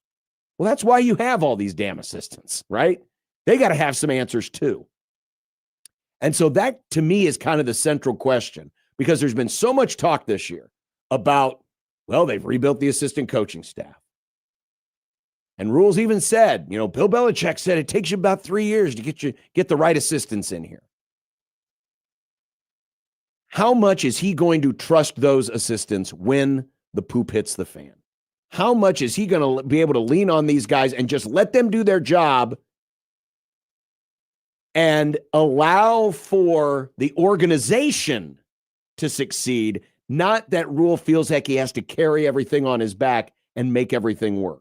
It's a great question, because that seemingly has been one of the big issues so far. That's been my feel about why things have kind of gone a little sideways at times. And isn't it fair to worry about that a little bit more this year with a coordinator on defense that he has never worked with before and is young? Rob Orich is a young guy. And then the special teams component, in that you have two guys that are going to be in control, also in their first role of being in charge of an aspect of football to this capacity. And so you have that. And, people always talk about it with Dana, what is it, his offense, blah, blah. It's his offense. He's just not the guy that he once was. And I think people want to kind of take that off of him and say, no, it's because of Rule that his offense is struggling, instead of just assigning the blame and saying, yeah, maybe Dana Holgerson is past his prime as a play caller. But how all of those things come together, and also, like, you just said something in there that also they need to figure out. And that is, in the game when the bullets are flying, his ability to just calm down a little bit. Like, I know we've had a lot of fun lately with you calling Eckler a spaz, but think about Nebraska football and how it's operated in moments where timeouts are used unwieldy. Correct. Where they bring the special teams on, they bring the special teams off, they decide to go for it, like, or just other clock management issues. We've had so many. There is, and like the latest one happened against USC, because after that every game, was pretty much a blowout, where they just, I always think of Tommy Boy when this comes up, when he's just freaking out with the biscuit and he rips it apart or whatever, and they just feel like they're squeezing so tight. And can they not do that? Can they pull back just a little bit, where you look at the sideline and you think they're in charge, they have everything handled, they're in control? And I know this is unfair, but I'm sorry. It's, watched his teams for 25 years. But even in the moments where Nebraska was losing, whether it was to Oklahoma or Colorado or the Miami and Florida teams, you never got the feeling that things lost control on that sideline. You never got that feeling. It was just, hey, our game plan wasn't very good and our players weren't very good. Yeah. Their players were a hell of a lot better. Well, I mean, what's the stat? How many times they lost to underdogs, or how many times they lost to unranked teams? And I think these things tend to manifest themselves not just in the games like USC, where you're playing a team that's at least as good as you, if not a little bit better. I mean, it's shown up in the upset losses. It's shown up in the games like the Maryland game a couple of years ago. Certainly Minnesota last year, where you were supposed to win the game. The Illinois game that went to overtime 2 years ago. Those were moments where it just felt like, and you could sense the squeeze, the tension. And I really think Nebraska will be ready to take that next step when Matt Rule has a collection around him of people that he can trust. He's never going to totally shed who he is centrally as a manager. He's always going to have an element of wanting to control a lot of things. And, that's who he is. That's who you hired. And if it works, if it works. If it don't, it don't. But there does have to be an element of when the crap starts happening, when the poop hits the fan, when the bullets start flying, whatever metaphor you want to use, where it feels like we're fine, we're going to be in control. Yeah. Because it doesn't feel like that's the case all the time. And I think a lot of that stems from that tendency to want to try to do it all yourself and not trust the people around you to let them do their thing. That's why you hire Rob Orich, right? Sure. That's why you hire him, because he's been able to do it at these various levels. Sure. And I thought that it's why you hired Dana, I thought. It's why you hired Tony White, and look at what happened in year one with Tony White, and look at what happened in year two when it seemed a little bit different, when there were maybe a few more cooks in the kitchen. And then last year, of course, I think we would agree the micromanaging probably hit its peak with you hire a guy to be your coordinator, you tell him to run the previous scheme, you still have Phil Snow overseeing some stuff as well, and it obviously did not work very well together. They took a step back. They also lost some players. They lost an important, piece to the run stopping ability. Can they do that though? Can Orich and his defense execute to that level? That to me is one of the big central questions I will have about this year's team. And you won't get the answer to. You're not going to get the answer to it in practice. You're not going to get the answer to it, probably in the first 3 games. No, we'll probably start learning about it against Michigan State and Maryland, and then exactly. And certainly I think those moments where it feels like this thing's getting away from us, or the back end's starting to come out, we're starting to go into a spin. How do you get that thing righted and back on course and stable? Steve, Equitable Bank Inbox. He hasn't pulled back in his first 3 years. He micromanages. It won't change. He is who he is. Nebraska will never win big with him at the helm. So now let's talk about human beings for a moment. Sure. It is hard to change. It is. And you're close to his age. Like you're yourself, and there's not really a whole lot that I think you're changing at right now. Correct? That's right. And he's the same way. We're all the same way. Sure. Many a TV show or movie has been built on the premise that people don't change, and maybe he can. It's just so difficult, And this isn't to say, well, this is a lost cause. I'm not going to go as far as the emailer does, as saying, well, it's a lost cause. This is who he is, and because he has obviously had some success. It's just the ability to manage it a little better. And that goes back to trust. That goes back, hey, now you've got, in my opinion, one of the most accomplished offensive line coaches Nebraska's had in 20 years in terms of what their resume and what they have done. Mm-hmm. You trust that guy. You brought in a defensive coordinator because you wanted a defensive coordinator that could stop the run and get after the quarterback. Can you trust that guy? You've already had Dana, who's been in your shoes before. That's a guy you should be able to trust, right? Mm-hmm. It's about, at least it's about not falling back into some of those tendencies, knowing that at the core of who you are, you're always going to be a little controlling. Matt Rule's always going to have something to say about, how the social media message goes out and, some of the little minutia. Sure. That's always going to be there. But it's how you respond when the game is stressful and when things feel like they're starting to get out of control. Mm-hmm. I will be very interested to see how they respond to that this year. Me too. All right, we got more to come, including Steve Sipple will be coming up in about 30 minutes. Nice get, Nick. But coming up next, baseball. Oh, awesome. America's pastime. Cubs are up 13-2. I know they are, John. I know that's why you're a happy man. That's the same score as the 2000 National Championship game. That's true. And as last week's deciding game of the College World Series. Mm-hmm. It is indeed. Very popular score. Ha! Oh, it's about to be 15-2. Wow. Good grief. Wow. Where were these runs a month ago? Only you. 16-20 in the zone.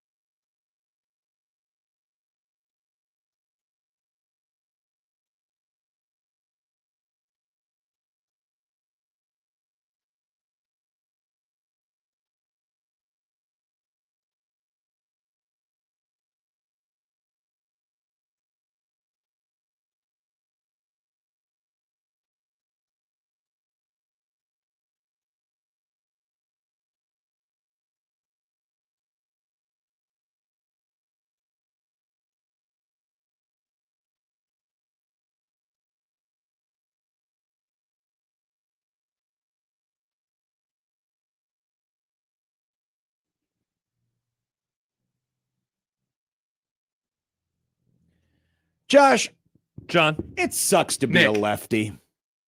Why is that? Well, when you write things down, you're dragging your wrist through the ink that you just put down. Yeah, you gotta order special golf clubs. Everything's right-handed. Special? You got to get different golf clubs. You got to get different scissors. Everyone looks at you kind of funny. You have to invite Tim Walz to all your parties, and you have to talk to him. It sucks to be a lefty. You're so weird. I don't even know how we got to this place. Except in baseball. Did you see this? Did you hear about this? We are pretty good at baseball. My lefties. ABS, a.k.a. robo-umps, have been aiding left-handed hitters at a much higher rate. And you're saying, wait a minute, how is this happening? How is this happening? Wait a minute, John. It's not making them hit better. What it has done, though,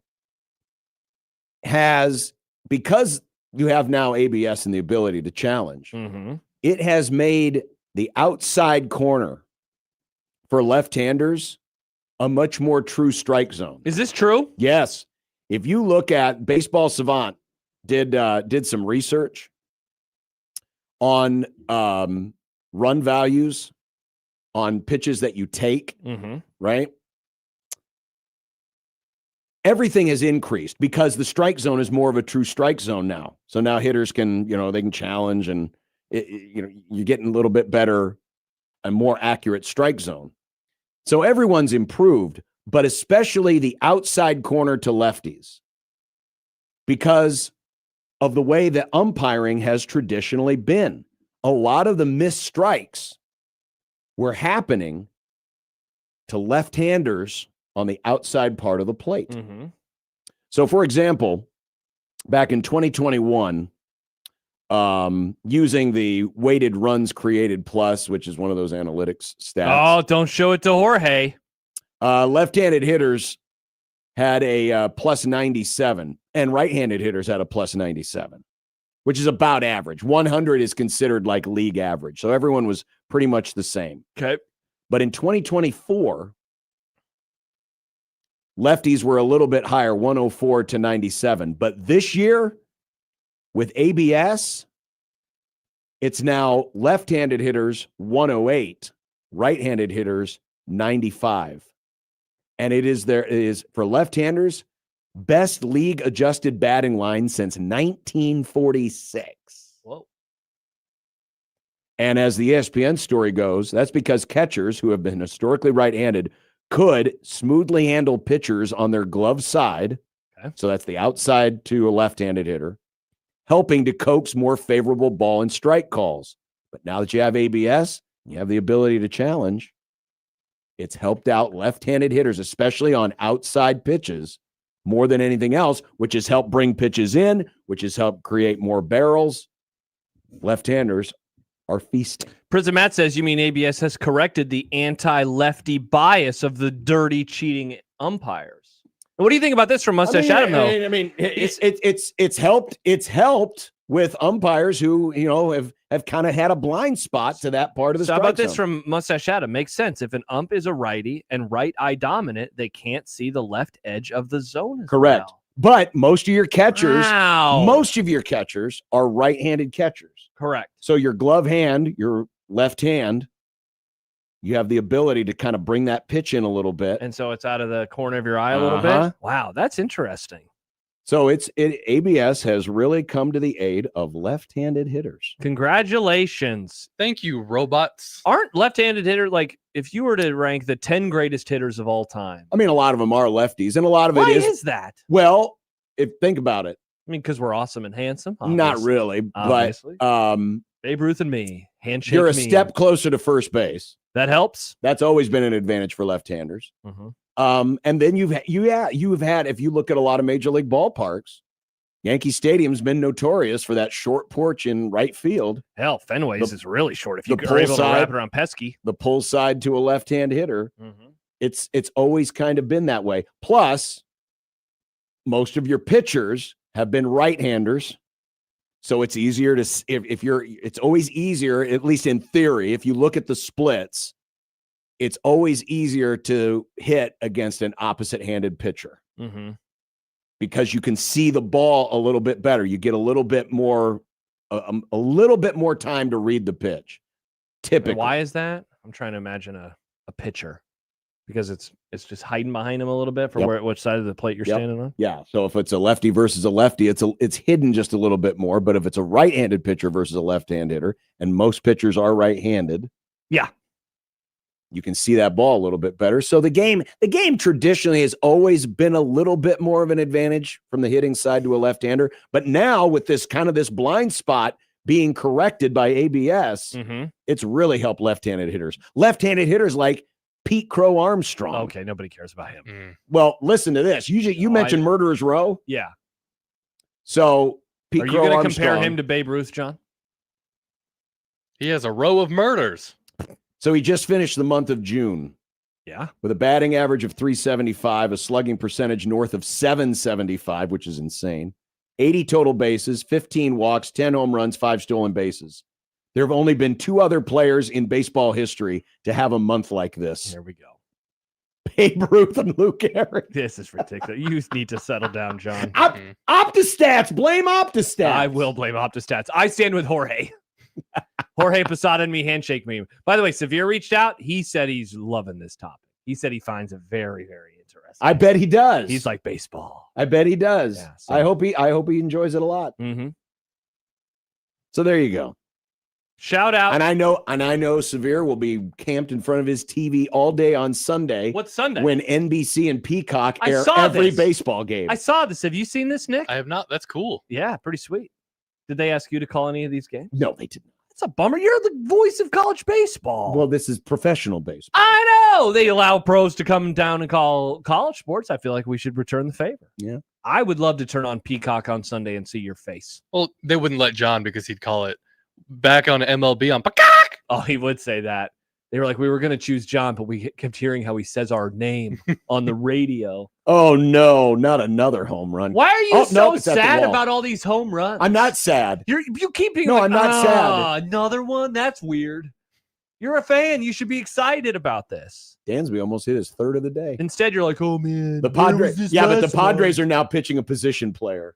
Yeah, well, this game's long over. Yes, it is. We should have run rules. When you start pitching position players, it's time to go home, folks. I agree. Time to go home. We all want this thing to end. Let's get some dinner and. But the problem is, you got to sell your beer, and got to sell your beer. That's right. They're just about to shut down the beer sales for the day. That's true. Beer sales are ending here after the 7th. Indeed. All right, we'll be back. Big Ten, big money. Nice. And climbing towers and raving Big Ten flags. Nice. 16-20 the zone.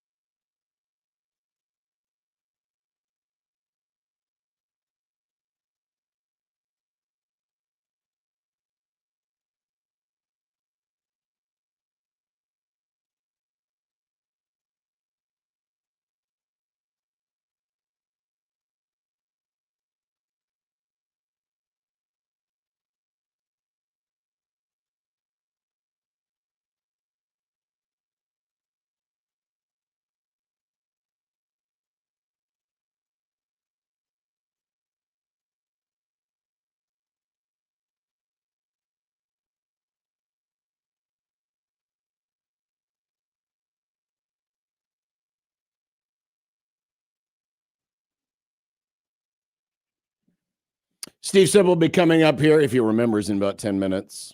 Awesome. I read a column today from Austin Meek of The Athletic. Oh, yeah. What did he write about? Well, it was about, his commentary was, why can't college sports be fixed? Look at Michigan's response to Dusty May leaving. Dusty May, of course, left for the Dallas Mavericks. And one of the things that he cited was that wasn't it basically college sports? It was. It was basically college sports. Have you broken. seen this? The portal sucks. NIL sucks. Blah blah blah. Yeah. He was apparently lamenting this, like as he got off of the ladder to cut down the nets a few months ago, wasn't he? Like that was, I think, some of the reporting that came out of the Final Four in the national championship. Exactly. But Austin Meek was quoting Domenico Grasso, who is Michigan's president. Okay. Who said, Coach May told me that among his reasons for leaving were uncertainties and pressures involving the portal and NIL support. He and I agree that the future of college sports is headed in the wrong direction. And then, as Austin Meek of The Athletic writes, in the next breath, Grasso voiced Michigan's objections to the Protect College Sports Act, a bill that is intended to address those very problems. We want what's best for the Big Ten and for Michigan, Grasso said. We are not going to sacrifice the competitive advantage that we have built for more than a century.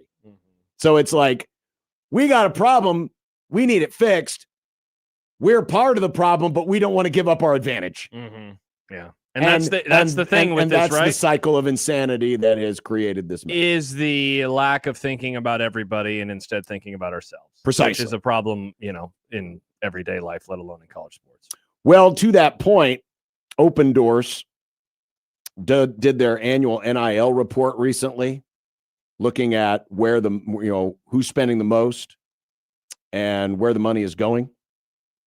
And what it showed was, and this is a combination now, this is revenue share cap and over the top, above the cap dollars, third party NIL, traditional NIL. And this is for the entire athletic department. Correct. This is not, and this is the average for each league. Correct. For each team in each league. Okay. Big Ten, of course, everyone's got the same rev share cap, $21.3 million. But in terms of above the cap dollars, the Big Ten, when you add it to the $21.3 million, has $48.2 million per school on average. SEC, $44.5 million. ACC, $29.4 million. Big drop. Big 12, $24.3 million. Those are the average NIL budgets according to Open Doors. The thing that's interesting to me about this is, go back to your math classes in elementary school, maybe middle school, mean, median, and mode. Yeah. Remember mean, median, and mode? So and range. The thing that I always think of when I see this is, okay, so 48 is the average. What is the high end and what is the low end? What are we talking about here in terms of high and low? Because there are rosters in college football that are at 48 million this year. Correct. And so that means that those schools are very much carrying the entire thing, and they're raising that number up. And so what does that look like? And on the other hand, what does the low look like in the Big Ten? How does the low in the Big Ten compare to the low, or to the high rather, in the Big 12? You had that graphic after the baseball season ended where it was every school I think it was pretty much in every league, right? And so it's like Nebraska, which was second best in the Big Ten, fourth in the Big Ten, was the same as like 12 in the SEC. So I'd love to see something like this for NIL. And so where the Big Ten's worst, or even the Big Ten's average, which I think Nebraska falls in that kind of, of 18 teams, I think Nebraska's somewhere in that 9 to 12 range. So where does that compare to other conferences? Obviously Texas Tech's going to be above them, and Miami is going to be above them. We can find schools around the country that spend more than Nebraska, but how low do the lows go in this conference compared to the lows in some of the other ones? How lows do the lows go in the Big Ten? Yeah, what Africa says it, high Ohio State, low Purdue. Yeah, it's either Ohio State or Oregon. I would be it's either Purdue. I don't know, man. Northwestern, I think, is way down there. And there was Stuart Mandel mentioned it in his column today, because he was asked, or in his mailbag, he was asked about the new stadium for Ryan Field, whatever they're going to call it, with the updates. And he mentioned kind of the same discussion we had around here for a while after the announced renovation project. And it's, wow, they're spending this much money on the stadium, and yet their roster is one of the worst in the conference. It's like, So the fans there, of course, are similar to the ones around here. They'd rather do brick and mortar stuff. Exactly. Yeah. The paragraph he wrote was, I do find it curious that Northwestern has donors, mainly the Ryan family, with the means to fund a $900 million stadium, but not exactly swimming in NIL. Florida recently announced a $1.5 billion stadium renovation. If the Gators have that kind of money in the ecosystem, how are they not pulling in LSU, Texas Tech quite like transfer classes? Mm-hmm. And the answer is there are still many folks who feel more comfortable writing checks for buildings than for 18-year-old athletes. And we have been hammering this point pretty much since day one. Yeah. You know, people love to tell other people how to spend their money. But when it comes to, when you think about why is it that someone donates to a sports team, why would someone, especially a lot of these people never even played, right? Mm-hmm. The Hawks family, they weren't Hawks athletes at Nebraska or Creighton or UNO. They've donated to all three. Mm-hmm. But the reason is a lot of it's like ego and permanency and having your name on something. On a building. I went to the zoo the other day, and we were talking about that as we walked around. How much money do we think it costs those people to have their name very prominently when you walk into this building? Correct. You know, you can't do that when you donate to NIL. It's not like, they're not yet, at least. Yeah.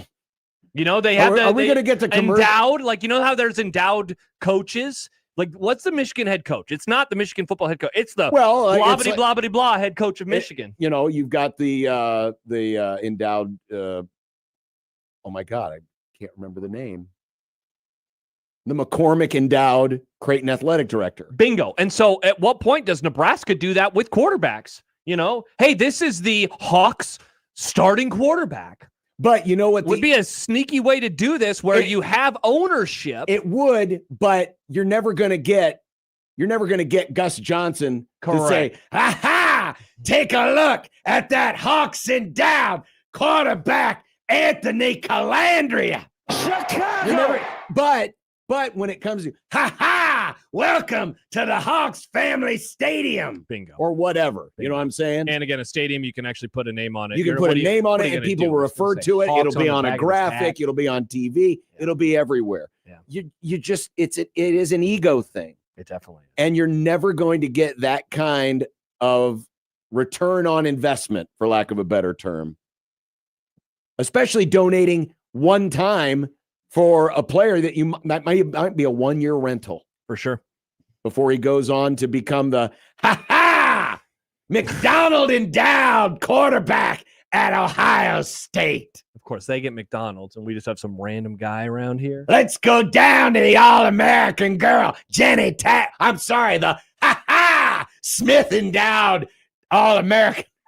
Smith endowed. Why is she endowed? She's not a player. She's just on the broadcast. I think he's just calling her well endowed. I don't know if you're allowed to say that, John. I'm not allowed to say that. Well, I probably am, because I'm Gus, and I'll just say it loud enough that people will go, ha ha, that sounds like he's having a good time. Ha ha, there's people in Norway who think, man, this guy's exciting. I'm going to watch some more college football. Need the Cubs to suck again. Whopper writes, the Liquid Zone Trucking endowed long snapper. Excellent idea. And he wrote that on the Liquid Trucking Zone Twitter feed, by the way. Alex Lincoln, he does say Maserati Marv, so you never really know. He did do that. Maserati endowed Marv. You know what I mean? I do. Yes, I do know what you mean. I just wanted to work on my ha-ha.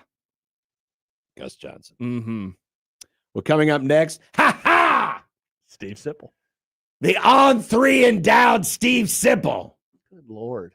Well, I mean, they got a position. No, I know, but the guy couldn't even make the catch. Yeah, it's gotten out of control now. Yeah. Again, let's get this thing over with. Steve Sipple coming up, 1620 The Zone.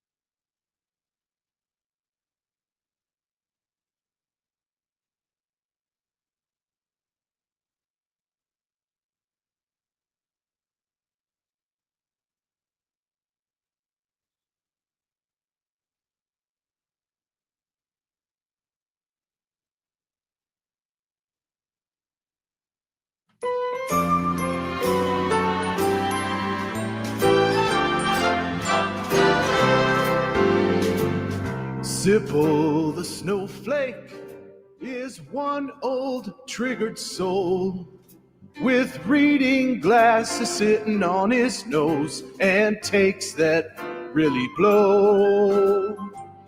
Sipple the snowflake deserves a mouthpiece to the face. He says LeBron's the GOAT and Steph will choke.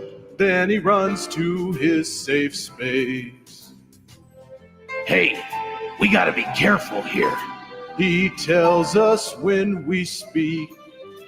But when 10 games air in a day, he thinks that's too many. Oh, Sipple the snowflake says words like mature.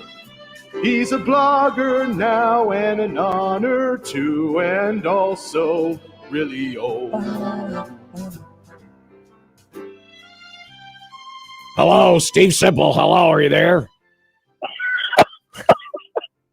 Hello, Houston, you're on. Go. It's close to the holidays, so it's loosey-goosey time here. And it's July. We're now in July. We're in July Sports Talk Radio month now, Sip.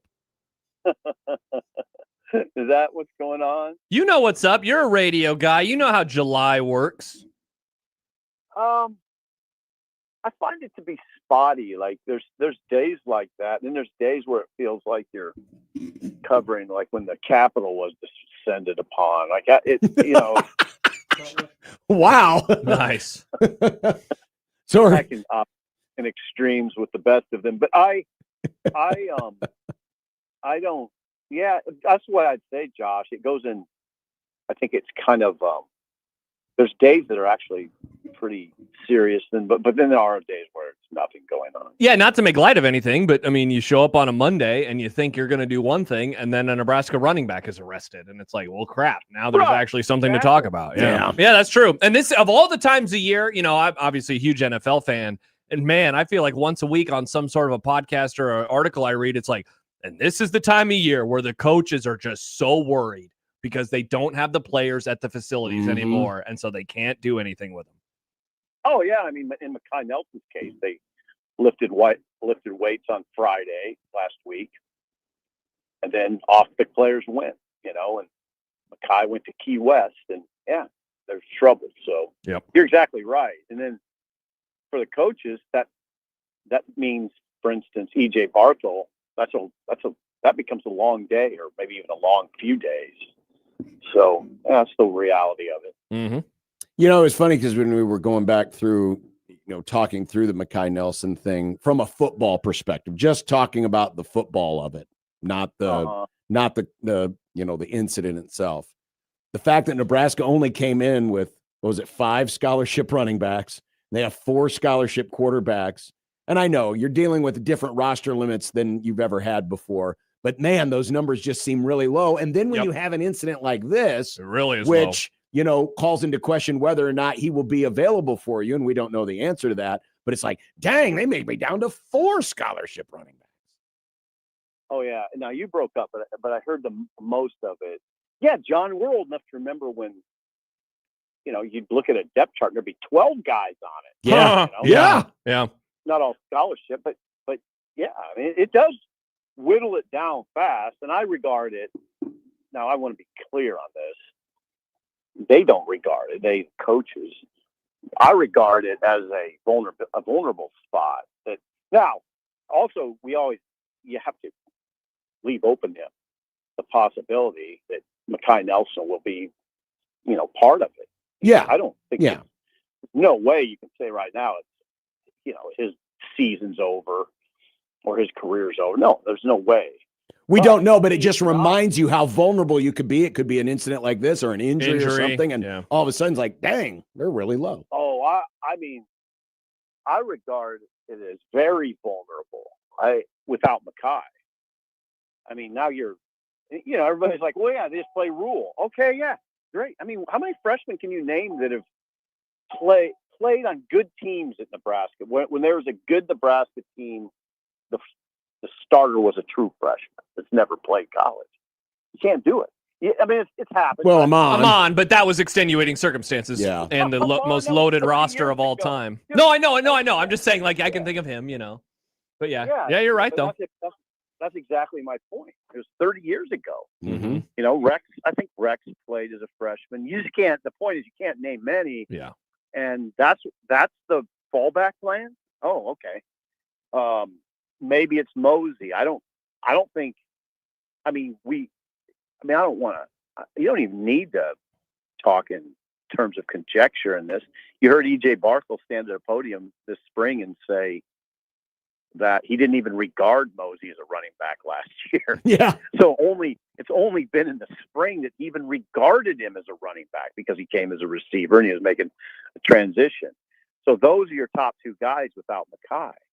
Connor Booth's a wild card. Maybe Connor Booth has a lot more than people are sort of expressing. I just don't think there's much. It's the top two. It's very clear, and then after that, you don't know. But back to John's point, there's not many bodies, and again, the other part of it is how often do you get through without one or two of those guys going down for a substantial period of time. So yeah, it's vulnerable.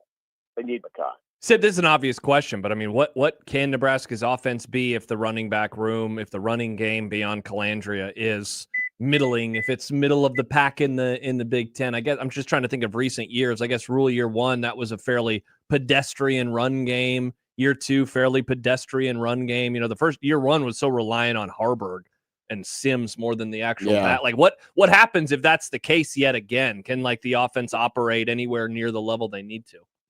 I mean, I almost think that's almost like a good news question. In the sense that they do have a quarterback now that can get out of there.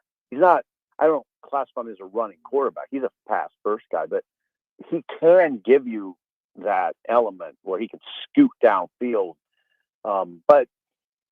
And then the other part of it, Josh, is I think what it becomes is just more of a passing offense is what I think it might, maybe it's already going to be that. It's not what, remember though, I always have to remind myself, remember when Rule took the job, what he said, and I think he still kind of says it, which is what? We're going to be a power run team and with play action. That's not what this looks like, does it? I mean, no. I don't. Maybe. I mean, I don't. With Mackay, you could sell me. You have those three guys. Mm-hmm. You could sell me on that. You take him out, and now it's Rule and a receiver. You know, a guy who came in as a receiver. It's a freshman and a guy who came as a receiver. I don't know. It doesn't seem like that's what you would be doing. It's not going to look like the Ravens. You know, I mean, you know what I'm saying? Mm-hmm. It's not going to be Derrick Henry up the middle and now we're going to do some play action. I just don't see it that way. I think that's what Rule originally wanted, but I don't see, this team doesn't look like that to me. I've said all along, I think their strength is at receiver. It's not at running back, right? It's their strength is at receiver. Those guys, those top three guys, those top four guys, I include Quinn Clark in that. You know, when you're talking about Quasi Gilmer and Isaiah Hunter and Jacory and Quinn Clark, I think that's your strength. So that's my answer. We talked about this earlier when it comes to Rule, and I think one of the pivotal questions this season is how much Matt Rule is going to trust his assistant coaches. You know, he's talked so much about how, you know, it takes you a while to get your assistants just the way you want it. You know, obviously he made some pretty important moves. One of those moves was not necessarily by his own choice. It was that the special teams coach decided he wanted to do a little bit more than what he was given here. But the fact is that when the stuff hits the fan, I sense at times that things get sideways because there's just not that trust, or hasn't been enough trust with his assistants to just let them do their job. And that's where you get some of the questionable, you know, time management circumstances and things like that, that if we can have an affirmative, positive answer to the question of how much does Matt Rule trust his assistants. That'll tell us a lot about how this team does this year. I think you're right. I mean, I think that it really showed on defense. I mean, it didn't get clear until late, but it was clear that he didn't trust his defensive coordinator. Mm-hmm. I mean, it was starting to become clear, and then his comments right after the season were really revealing about he didn't like Butler's approach with the players. So, yeah, those are. I mean, I don't know. We talk football so multifaceted, and you talk about a zillion different things, and I think some things don't get talked about enough. And if the head coach doesn't trust the defensive coordinator, that's a pretty major situation. Yeah. I mean, and the players aren't necessarily all bought in. You know what happens when that happens? The Penn State game happens. That's what happens. Where you're trying this 5-man front and it's not working, and you don't even really, you look like you haven't practiced against the outside zone. Like they're running, they're running those stretch plays or whatever you want to call them to the short side, and it looks easy. So, I mean, I think some of that is a product of, I don't know, there's a lack of trust. And then and listen, some of it, John, we overthink. You know what a lot of it is? Players. It's a lack of competence. There's just incompetence. And you have to leave open that. You watch it in other sports where you're sometimes, I think that we take for granted these guys are paid $1 zillion and that everything's going to be buttoned up until you realize, you know what, they're just not doing a very good job. And I think we saw some of that last year down the stretch. Hey, speaking of down the stretch, you were chatting with the subscribers this weekend on Husker Online about the month of November. You said that you would put a lot of emphasis on it if you were in the program. Like, what does that look like in your opinion? Because you can only execute in November, actually in November. So how do you prepare for November in June and July and August? Well, there's two things that come to mind, Josh, and one of them is really simple. It's just verbalizing it. Now, listen, I've never coached a team, but in my imagination, I would be saying to the guys, you know what our November looks like. Think about that when you're training. Think about that we have to go to Rutgers and Illinois, and we're going to play Ohio State, and then we're playing Iowa. 3 of our 4 games are on the road. Those are rough trips. You say what you want about Rutgers and how bad the defense is and all that. It's still going halfway across the country. You're going to the end of the earth. And playing in cold weather, and it's just a terrible environment. Come on, I mean, all due respect to the fine people of East Piscataway, wherever the hell that is. New York City. Fabulous. So that's tough. Going to Champaign, Illinois, in November. How do you think that's going to be easy? No, it's not easy. Hell no, not on a short week. So I would verbalize it. That's one thing I do. You know what else I do? I'd go look at teams like Iowa that win in November. Look at Iowa's November record in the last 5 years. You can do it really fast. It's fabulous. Why? Okay, I would sell to the guys. Why? Because don't tell me that Iowa's awesomely talented. This isn't only a talent discussion, because Iowa's they're not loaded every year, but they're very good in November. Very good, like the polar opposite almost of Nebraska's record. So what? You study a team like that. What are they doing? What are they doing is different than us, because it's working for them in November. And I emphasize November continually because you guys understand. Yeah, that's rough. That's rough territory now. You're tired. You're physically tired, you're mentally tired, and you're sick of people at that point of the year. You've been practicing all year.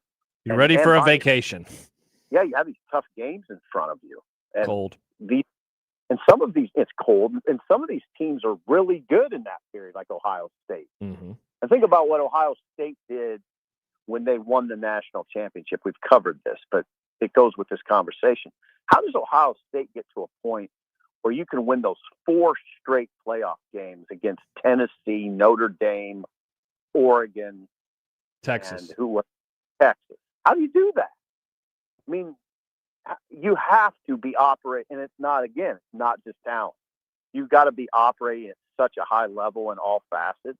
I'd look at them. How do you get your team like that to play that well late?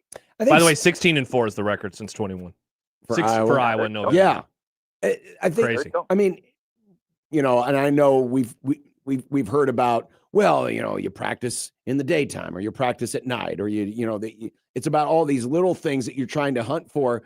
I think at the end of the day, it's not necessarily in those minutia things. It's just about being a winning program. Mm-hmm. Winning programs just know how to win all year round. You win in November by how you prepare the previous January and February and March and April, et cetera, et cetera, et cetera. That's how you get there. But, and it kind of goes back to the question I asked earlier. It's about being able to, who do you trust? Do you trust your assistants in the key moments? Do those assistants trust their players in the key moments? There's so much that goes into it. I don't think there's a magic wand that just says, hey, you're going to be good in November. That's why, and I don't know, I can't speak for you guys, but it's why I love football so much above everything else, because of what you just said, John. There's so much that goes into it. There's so much that goes into looking what Ohio State looks like. I appreciate. I love those. I love watching very good football because so much goes into it. It's hard to do it. Mm-hmm. It's really hard to do it. It's at any level of football. Sip, are you allowing yourself at all to think that Shawn Eichorst can do a good job at Wisconsin? That's the thing. That's a very interesting discussion too. It's a good example of what we were talking about earlier when you think it's a dead day and Shawn Eichorst gets hired. Yeah. I don't know how to answer that. He did such a poor job at Nebraska, really across the board, and I mean that he did. Mm-hmm. It wasn't. Now he did well, if you recall. A lot of it was rhetoric, and it surrounded his rhetoric about life skills and academics and community service, and that he was very proud of that. And those are things to be proud of to a certain degree. But I always thought he kind of used those things to gloss over what mattered most. And, the stuff that mattered most didn't go particularly well. And then there were these egregious missteps. I mean, the Black Friday matter. Yeah. We're going to go away from playing Iowa on Black Friday. Oh, okay. Maybe we shouldn't do that. So let's have a press conference after a hastily called press conference after a practice. I mean, that sort of thing. The Iowa comment was an egregious misstep. Like him saying that about Iowa fueled Iowa, and it continues to fuel Iowa. Mm-hmm. That's what I mean. The same Bob Diaco was the best coach on campus when he had John. Uh-huh. I mean, those things cut into your credibility. I never regarded him as a leader. I always thought he's an attorney. Okay, he's a trained attorney. Yep. He's very good in an administrative role, in a COO role like Texas. And that's what he was doing. And he's good in that role. I'm amazed that Wisconsin is moving him into a pure leadership position. Except I'd say attorneys in this world now, in the AD world, are probably more important than ever because of the nature of the business now. And he is a trained attorney. That makes sense. The last thing I'd say about him, and I'd say this on his behalf, he has stuck his landing after issues. Like Miami, he got out of there and then landed at Nebraska. He got out. He beat the posse at Miami and then he landed at Nebraska. Got fired from Nebraska and landed at Texas in a good spot. Mm-hmm. If you're going to land in a non-AD, non-athletic director leading the department spot, great place to land is Texas. Yep. And by the way, at Texas, in charge of football. That's what he's doing the last 3 years. And Texas football's thriving.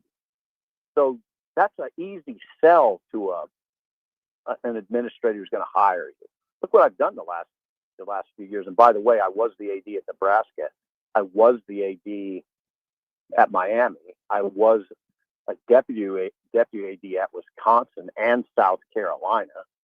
So I've worked in high-level jobs in the SEC, the Big Ten, the ACC.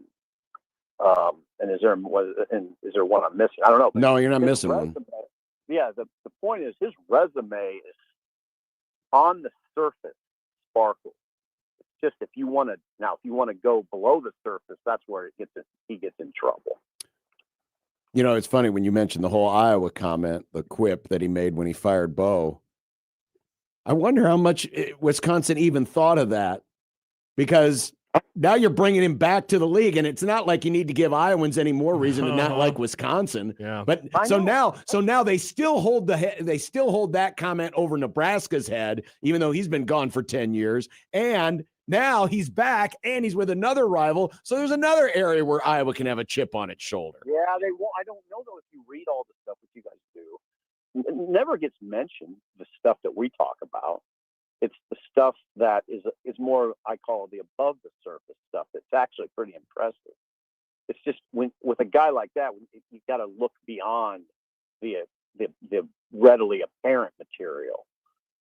Yeah, because a lot of ADs, Sip, have hired coaches who have failed in the past. Like, that's not a big deal. It happens. But man, like this is definitely one of those, but you had to be there. And if you were there, if you were on the ground, if you were in the press box when he randomly shows up and it's like, what are you doing here? Like that, he sits differently with us than he's going to with somebody who just, again, looks at the line items and says, oh, he hired Mike Riley. That was weird. It didn't work out. Oh, well, versus actually dealing with him on a day-to-day basis. Well, but you know what? And I always come off as defending him in these conversations. I'm not necessarily, but I know how those guys operate. And he's smart. He's, like I said, I mean, I know what the ethos is of that attorney world because they're in my family. He can say, look, it didn't go well at Nebraska, particularly with the football coach, but I was brought there to fire it. That was my job. I was brought there to fire that 67 and 27 coach. And I was essentially instructed to hire Mike Riley. So is that on me? And by the way, look at Nebraska now.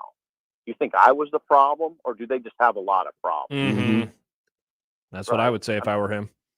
Right. That's what I'm saying. He can spin it in a way that is believable, you know, and I'm sure that's what he's done. I was a symptom. That's what I was a symptom of the problem. There. Right. I wasn't the problem. I was just a symptom. Yeah. I was brought there to make a move. And now what I would say to him if we were sitting here is, yeah, but I mean, couldn't you have done better than – I don't think you could have done better than Riley, which is the problem. You know, Bielema didn't want the job. He didn't have the chops to get Bielema, or probably whoever else was on that board, which it wasn't much of a board, if you remember. It was all of a sudden it was Mike Riley. And then it became pretty apparent after Riley was hired there wasn't much else. And that's an issue because I don't think he doesn't have the chops to go get a Bielema, for instance. Well, if Luke Fickell is watching his back right now, he should be. Oh, man, is this guy brought here to fire me? Uh-huh.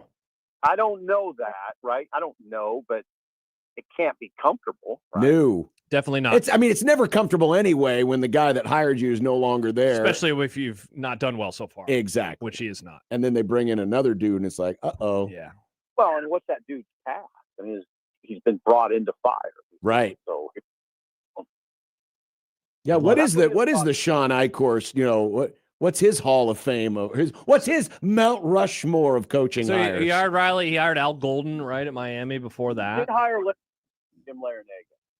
Now that's a good hire. Okay. That was right after he gets to have George the Mason. Washington portion of but there's 3 other heads we have to put on the Mount Rushmore of his coaching hires. Yeah, good luck. He's interesting though because he can say that he oversaw Wisconsin basketball at the time. I think it was really rolling. And he oversaw Texas football at Right. the time is rolling. So that's what I mean by resume. He can point. His resume is good, and it's just, and that's I'm sure that's how he lands like he does. This is an amazing development that what we know. And then the other part, which we haven't even addressed, that maybe the most interesting thing of all is Wisconsin. It appears to be just using the Nebraska blueprint into nothing. It's so funny. Right? Yeah. Like what, you go away from power football willingly, and now you're taking the AD that took Nebraska right into the ditch. All right. I mean, who is Wisconsin's Bill Moose? Oh wow, maybe it's Bill. I can't wait, Sip, for their Scott Frost when they bring back Russell Wilson. As the ghostwriter of Bill Moose's book, can you confirm, has Bill Moose got one more? Moose is a good writer. He doesn't need me to write anything. He's a good writer. Well, Sip, have a fine 4th. Yeah, have a great weekend, man. God dang, that was a good one. Thank you, guys. Yeah, thanks for moving to today. We appreciate it. Yeah. Oh, God. My apologies. Just, yesterday got out of control. Listen, we know you were at the fireworks tent. You couldn't pass up the buy one, get 4 free. Ah, man, but you only have to pay $20. But the smoke balls, smoke balls. I get it, Sip. We understand. I'll talk to you next week. All right, bye-bye. We'll see you. Smoke balls or the snakes? Which one is the most useless firework? Well, somebody, when I was a kid, took a smoke ball and put it on my arm and burned me. Yeah, that's true. The smoke ball can be a little bit dangerous. What's the snake? What's the snake? The snake was the one. They looked like little black discs, and you lit it, and then it grew. Oh, it was like an ash. Yeah, it's just was a one mess. of the. It's the thing It's that like you carbon. give the little kids. It's like carbon is what it is. It's, yeah, I'm out on it's a those. chemical reaction. I'm out on those. I'm in on talking to Sipple. I'm out on those fireworks. Smoke bombs were fun because at least there was a little color, not a whole lot, but more of a follow up as we take a break. More on Wisconsin going with Shawn Eichorst, because there's one thing we really haven't met. Sip kind of got into it a little bit there at the end, but maybe one of the biggest reasons why he was hired. Have you teased too that we have a wacky guest Wednesday coming on the show in 12 minutes? We have a wacky guest. That's a different bit for a different show. We stole it back because they keep stealing our crap. Our good stuff. Our slop. No, they're not. Have they done what's for dinner? I do believe they did what's for lunch. Yes, they did. Those monsters. God. Those monsters. We're coming for their We have corner. a wacky guest. We have a wacky guest. We do. Nick is going to surprise us. This better be good. Better be the It's Shawn smartest- Eichorst. That would be awesome. That would be, yeah. I would talk to Shawn. Absolutely. I have a lot of questions for him. Why? Hey, Shawn. Yeah, exactly. Why? That'd be my first question. Why? Which Wisconsin tradition are you going to nuke and set on fire? Excellent question. He's actually going to ban cheese curd throughout the entire state. Oh, boy. Ooh. It's going to be tough for Culver's. Mm-hmm. All right, we'll be back. 1620 The Zone.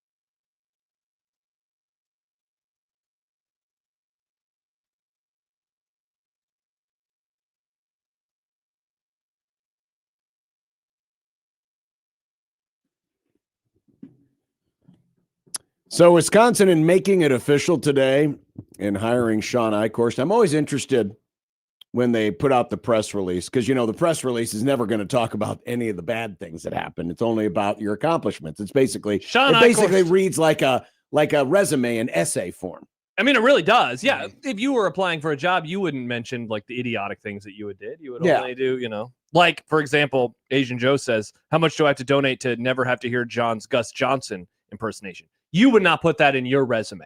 If you got hired at ESPN, Of course I would. They wouldn't be like, yeah, and he does a really good Gus Johnson. Yeah, we wouldn't put that in the resume.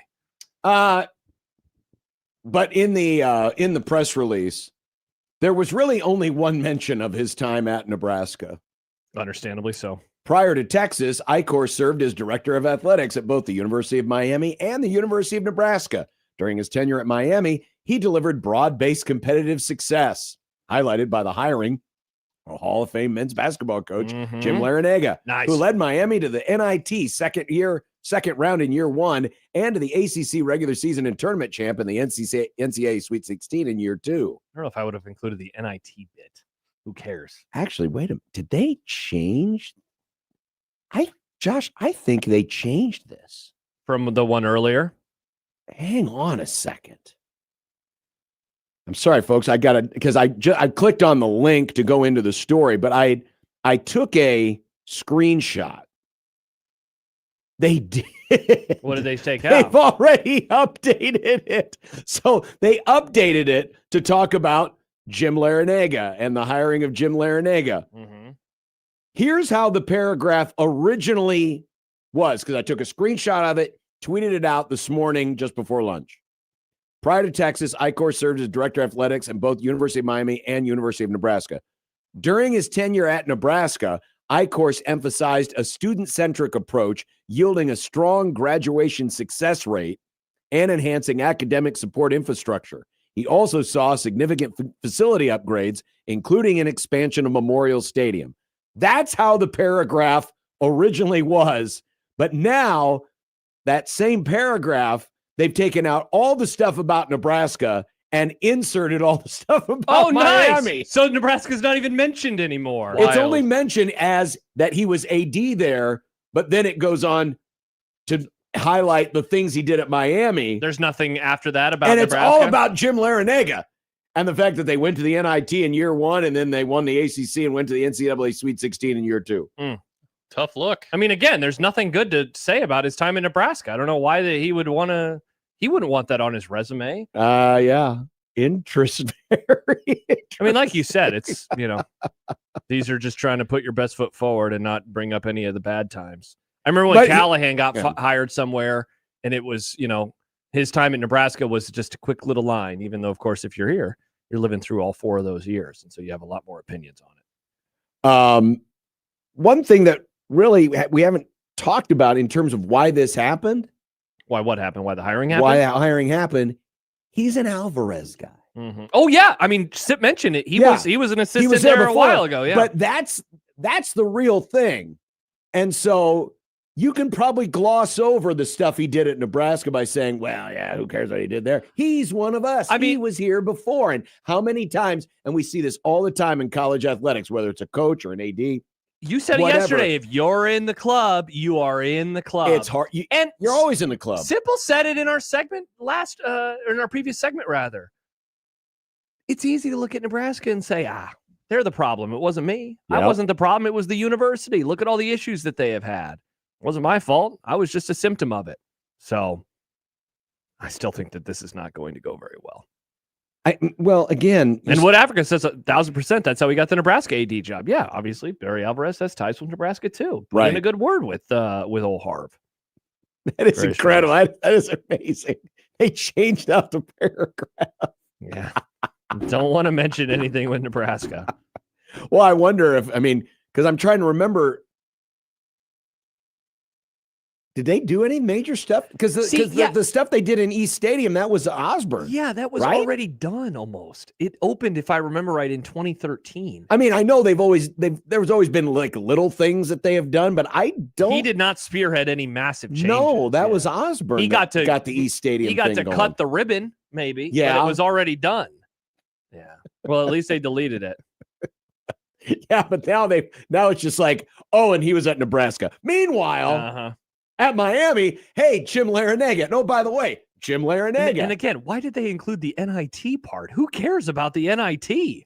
I'd lean into ACC success, Sweet 16 success. Oh. Yeah.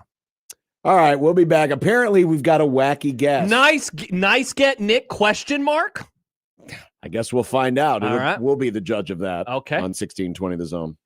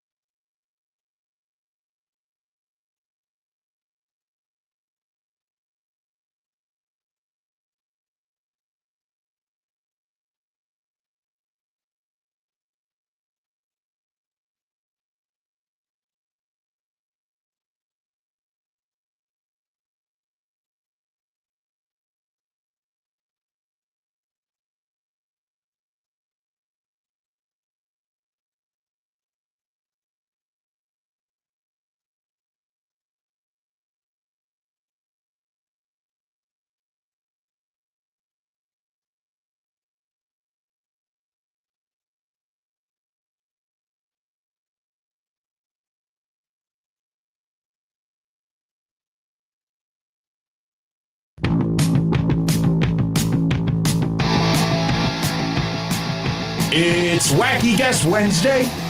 Middays with Matt. Who is our guest? We don't know. Oh my God. It could be anybody. Oh, it could be an actress. It could be a singer. I mean, Could be singer. your mom. Does he know he can like singer? move his voice? Well, Let's go. They're in the green room.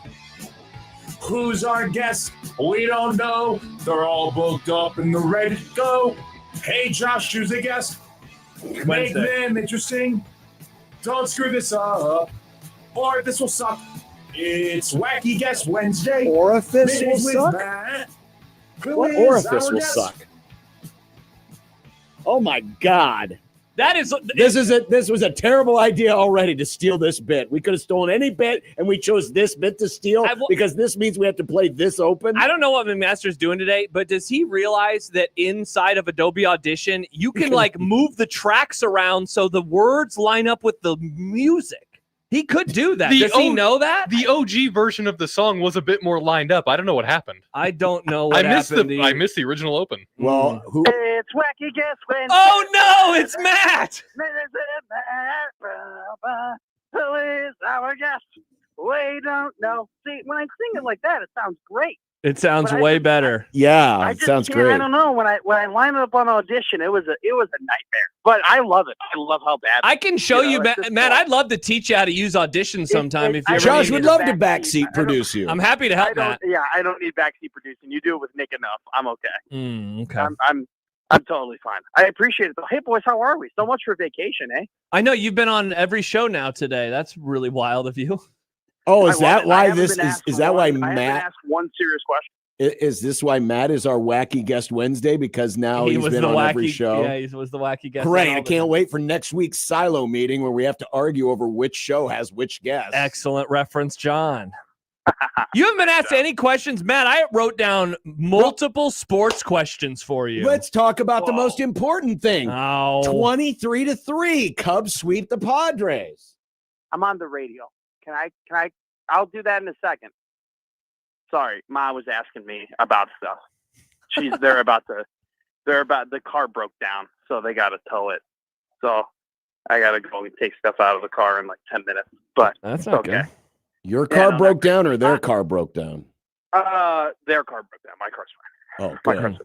Thank God. They'll figure it out. They'll be okay. Well, wait a second. Your car's here. You didn't even use your car. Yeah, I drove. It's whatever. That's a them problem. But yeah, I mean, it's just you're welcome. You know, when I'm in Chicago, like last time I was in Chicago last year, I was at the 4th of July game where they hit 9 home runs. Chicago. I go to the game yesterday. They hit like 7 home runs. I'm here today. I almost went to the game today. I should have. I thought about it. They scored 23. I'll be back in the building on Friday, Josh. So don't worry. Thank God. We need more runs, apparently. I am 6-0 in my last 6 Cubs games. Not a joke. I still have a losing record in Wrigley Field. Wow. John, I think I might be 500. I think I'm close. How many games have you been to? Jeez, over 100. I mean, holy crap. Well, he is from Chicago. I forgot about that. Skokie's pretty close. Got to be 130. Wow, that's pretty cool. 40. I started going when I was 5, and we had season tickets from when I was 11 to when I was 19. I didn't know that. And so, yeah, so I was going to about 20 games a year from 2014 to like 2018.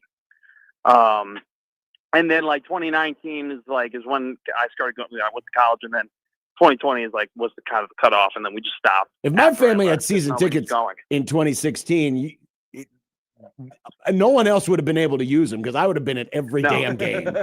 Well, here's the thing, John. So it's funny when I was younger, we had 4 tickets and we went to 10 games, and they weren't under our name. We were like a part of a group of people that would buy. Oh, a timeshare. You had a season ticket timeshare. Yes. So in 2008, we had all 81 games, and then we backed. Uh-oh. And then in 2014, my dad decided the 2 tickets. So we got 20 games in 2014, 15, 16, 17, 18, and 19. And I think I went to basically 10 to 15 of them, 15 to 19. I mean, I was almost. I mean, it used to be like we would, kind of give them out evenly, and then it just turned into me and my dad. So it's been in a lot of games, but I'm winning a lot recently. Good, man. I have a question for you, an NFL question for you. I thought this was Wacky Guess Wednesday. You want to ruin the bit? I mean, he's been asked nothing but goofy questions all day, and you want to ruin it? How many times have you thrown up while you're in Chicago this week? I have. I really have. No, you haven't. Really?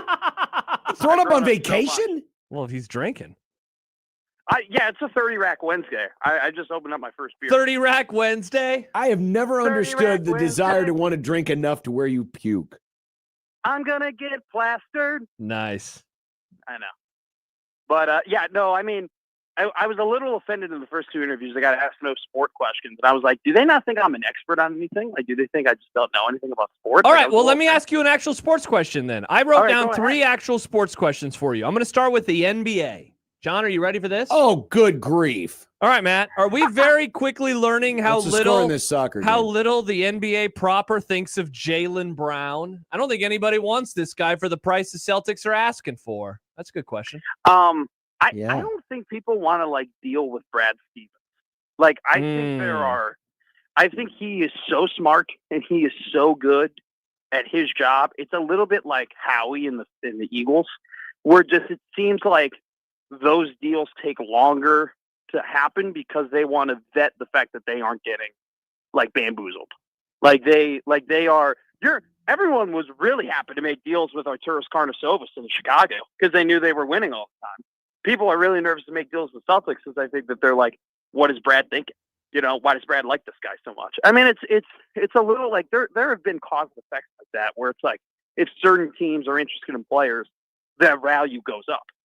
I mean, that's why the Rams didn't talk about Ty Simpson the entire draft process because they were afraid that if Sean McVay said that Ty Simpson was his guy, then people were going to give him another look and he could go higher. So I think that's kind of what's happening with Stevens and the Celtics. He's really good at making deals. I think people are kind of trepidatious around him. And I think eventually if the Celtics want to get a deal done, they'll get a deal done. It'll happen. I don't think they will, though, because I think they still have a great team. Even if he's there, obviously you got to think about the yin and the yang in terms of the personalities with him and Tatum. But no, I'm not reading too much into it. There you go. All right, you can ask. Well, if you're insisting upon asking sports questions, let me ask you. No, you can ask me whenever. Let me ask you a question about a real sport. Let me ask you a question about a real sport because you're in Chicago. Is this a NASCAR and question? It's the return of Chicagoland Speedway on the schedule this weekend. Are you going? I had an offer to go. I had a pit pass offer. Wow. And you're not going? And I got to get back to Omaha. I got to get back to work. Well, the race is Sunday. You can get back in time. I did flirt with the idea of taking Monday off, but I thought that would be a little too much. I thought that would be a little bombastic. So I decided not to. I decided against it. Is it a night race? It's late in the afternoon. It's far away from O'Hare. Oh yeah, it is. And it would have been a pain in the butt. I would have had to gone from the track to the airport, but then how do I get the car back home? Because it's not my car. I thought about all the logistics and I couldn't make it work. I did have pit passes though, waiting for me. And I unfortunately had to say no. Excited though. Very, very excited to see you. I want to see if the Toyotas keep dominating. But it was a good race from SVG at Sonoma last week. What was the question that you wanted to ask John? You there? Yeah. What was the question that you wanted to ask John? Oh, John. So you guys were talking about Eichorst, which it's great. Of all the weeks for me to be off, this is perfect that I don't have to talk about old ADs. But John, if you were somebody in Madison, wouldn't your first question be, hey, did you make Bill Moose say no? Did you at least check in on Bill? Did you give him? I mean, did you see if you could pluck him out of retirement? Because I would love that chapter of the Crab Creek Chronicles. I love that chapter where Bill goes, "Well, I went to Wisconsin and they hired me to hire Jason Beck." So I hired him, but then after it failed, I privately told my wife that he was too immature. I'm waiting for that chapter. What would be the question? what would be the triumvirate? You know, because his big deal was, you know, we could have a cup of coffee or a piece of pie or a glass of beer. What would the three things be in Wisconsin? Oh, we will have cheese curds. Yep. We'll have New Glarus beer. Yep. And we'll have port wine, the port wine cheese in the plastic cups. Well, so it's two cheese-related items. I mean, it is Wisconsin. They do love cheese. Not brats. Wisconsin. You wouldn't mention brats? Oh, probably brats. A brat, a side of cheese curds, and a New Glarus beer. Perfect. Yeah. Perfect. You know what? Who do you think he'd tell the governor, the future governor, who's also a Board of Regent, who he wants to replace Greg Gard with? You know? Oh, boy. I got an idea. Let's get Brad Stevens here. They go, no.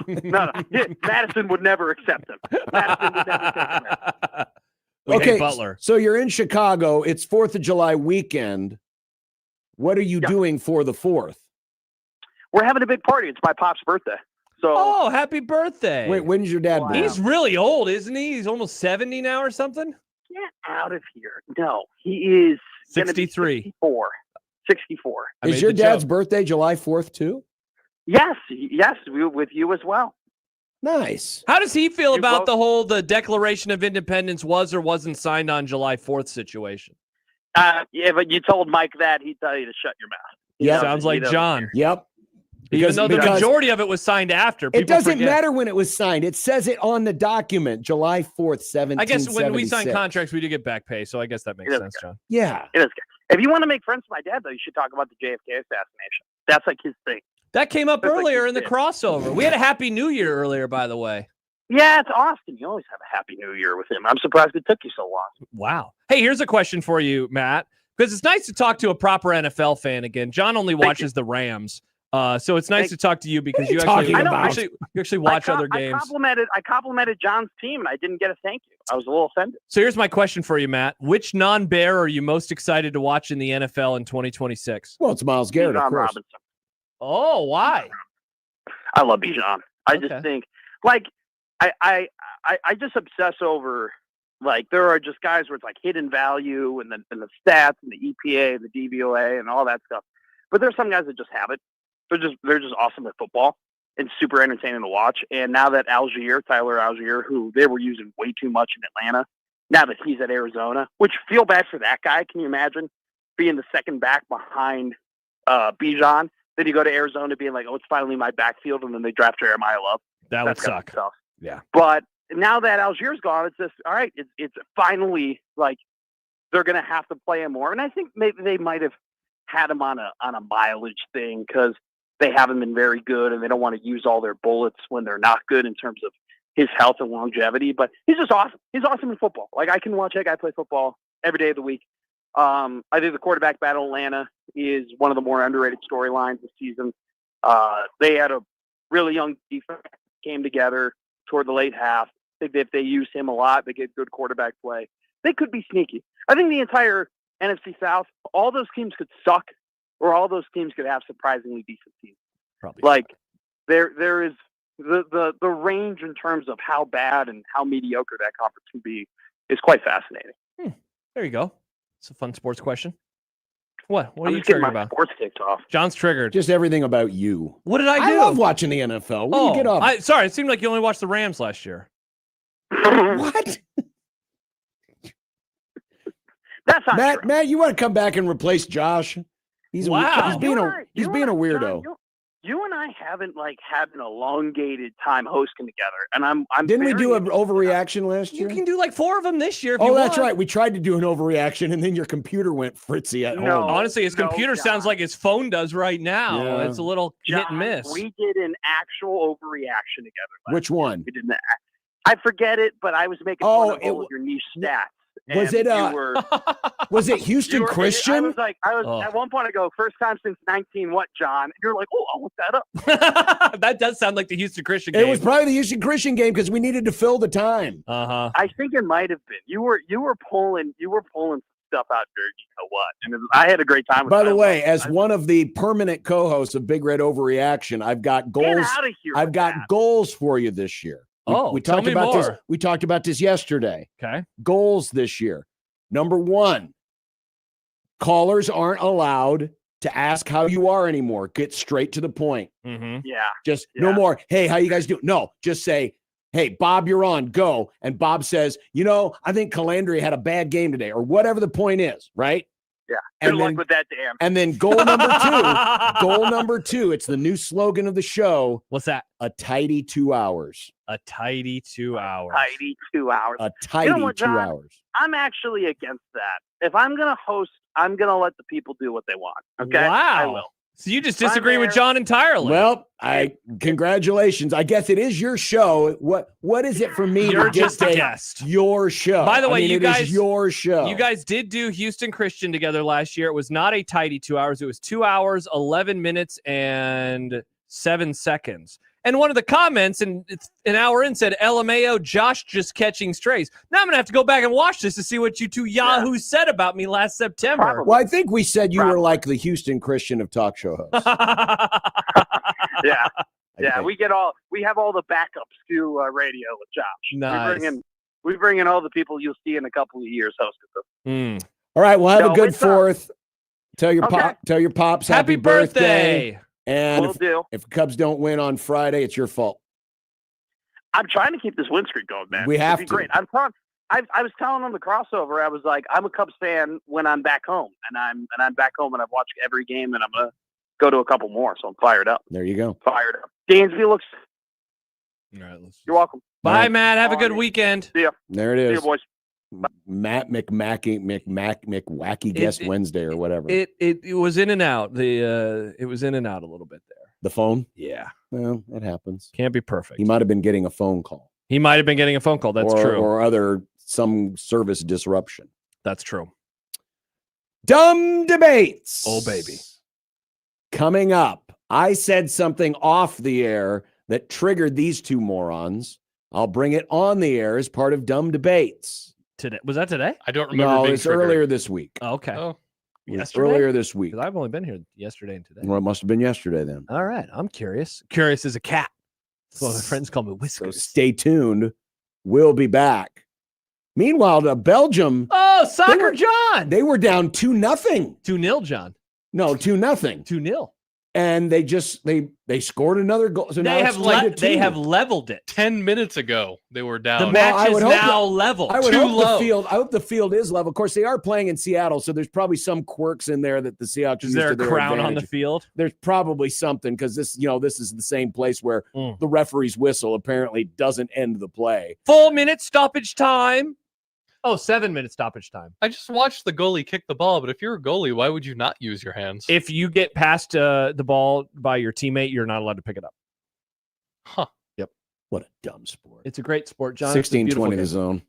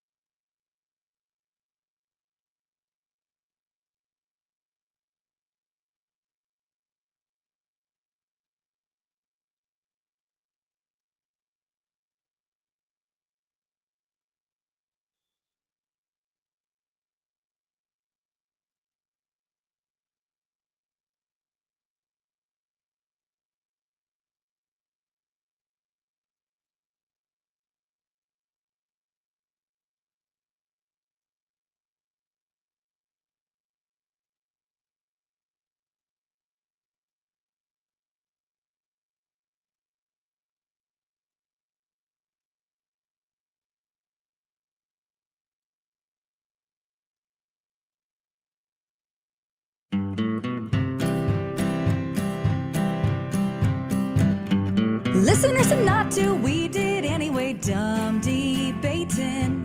John's computer sucks, Macs are the only way. Dumb debating. Fullbacks are running backs, hamburger steaks. Josh is too dumb to eat a cupcake. Melee to base. Does John like Nebraska or Creighton? Just three radio hosts on air, dumb debating. Die for the pylon or give up on the plate, dumb debating. Millennials are great and old should go away, dumb debating. Rarely do we find any common ground. Josh wants his food to be the best around. Even if it gives him fatal flatulation. Just three radio hosts on air, dumb debating. When a tree falls down and nobody's around, you can bet your ass it won't make a sound. Water ain't wet, you know nothing about hydration. Just three radio hosts on air, dumb debating. Just three radio hosts on air, dumb debating. Well, this is kind of the warm-up for tomorrow, Really is. which is tomorrow is Topic Alert Day. Yes. Which is a Dumb Debates extended edition, if you will. My first Topic Alert Day. No margarita, though, Nick. No margaritas. Sorry, that was last year. It's really messed up. You did that on Last purpose. year. No, I didn't. You saw You're Nick the is one on that vacation. left, you're the one that left. Hey, should have been here. I wanted to take a week off after working the College World Series last Should year. have waited after Topic Alert. Yep. You could have done it. Yeah, Mhm. it happens. Mhm. No margaritas for Nick. Mm-hmm. This is the part of the program where you get to take it over and send us your dumb debates. It's like somebody live cut you saying program out of audition. Program. Wasn't even trying to say program. But this is the opportunity to send us your dumb debates. Hell yeah. And you can do it anytime. Anywhere. You could be like me this morning, who just had to magically get up at 5 o'clock this morning because the dogs were getting restless. Magically. And by magically, And it's you mean- like, and you woke up and like, oh, look, it's a dumb debate. I should fire it off to the fellas. You can send it to us into the Liquid Trucking Zone Twitter feed. Please. Please use the hashtag dumb debates. It makes it easier for us to find it. True. So what was this thing off the air earlier this week? Or you can send your Email. dumb debates. Email. I have Equitable Bank Zone inbox. I have many piled up, so we got a lot to get to. And you know what? Ones that we don't get to today, I'm just going to put them on the sheet for tomorrow. Oh, maybe perfect. they can just be a topic. Well, These are all emails. I don't go back to my old email, so if we don't do it, I usually lose it. You So, don't save. I save everything. It's on my prep I know sheet. you always say that. I will. Why don't you save anything? You can What's normally wrong with normally you? we get to all the emails. You can set up a tag in your Google, your Gmail for dumb debate. So if it says dumb debates in it, yeah, it'll Or just just go put there. it on your Wednesday prep sheet, and it's always there. I'll do that. Well, but I'd love to get to these today. But first, I want to hear Well, this now one. I'm gonna stall so you can't get to them. So then you have to You save them. jerk. So earlier this week, I was Yesterday. during the Apparently.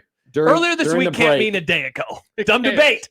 Well, it's technically right. I know, but I don't want to. Earlier this week, off the air, On Tuesday. I made a comment that I am out on the use of the word brunch. Oh, I'm done with did brunch. say that. That's right. You're either having breakfast, you're having lunch, or you're having dinner. To which I said no, but you have to have. If you're brunch. having the sit-down meal, otherwise you're having a snack. It's not a snack if it's still a full ass meal. It's just at 10 a.m. It's brunch. Between If 10 it's and 10 11. at 10 a.m., it's breakfast. No, it's not. 10 a.m. Or is it's way. an early lunch. 10 a.m. is past You're the either breakfast having window. No, it's not. Yes, Who it says is. breakfast? I think breakfast can be had up until 11 o'clock. No, That's morning. that's brunch.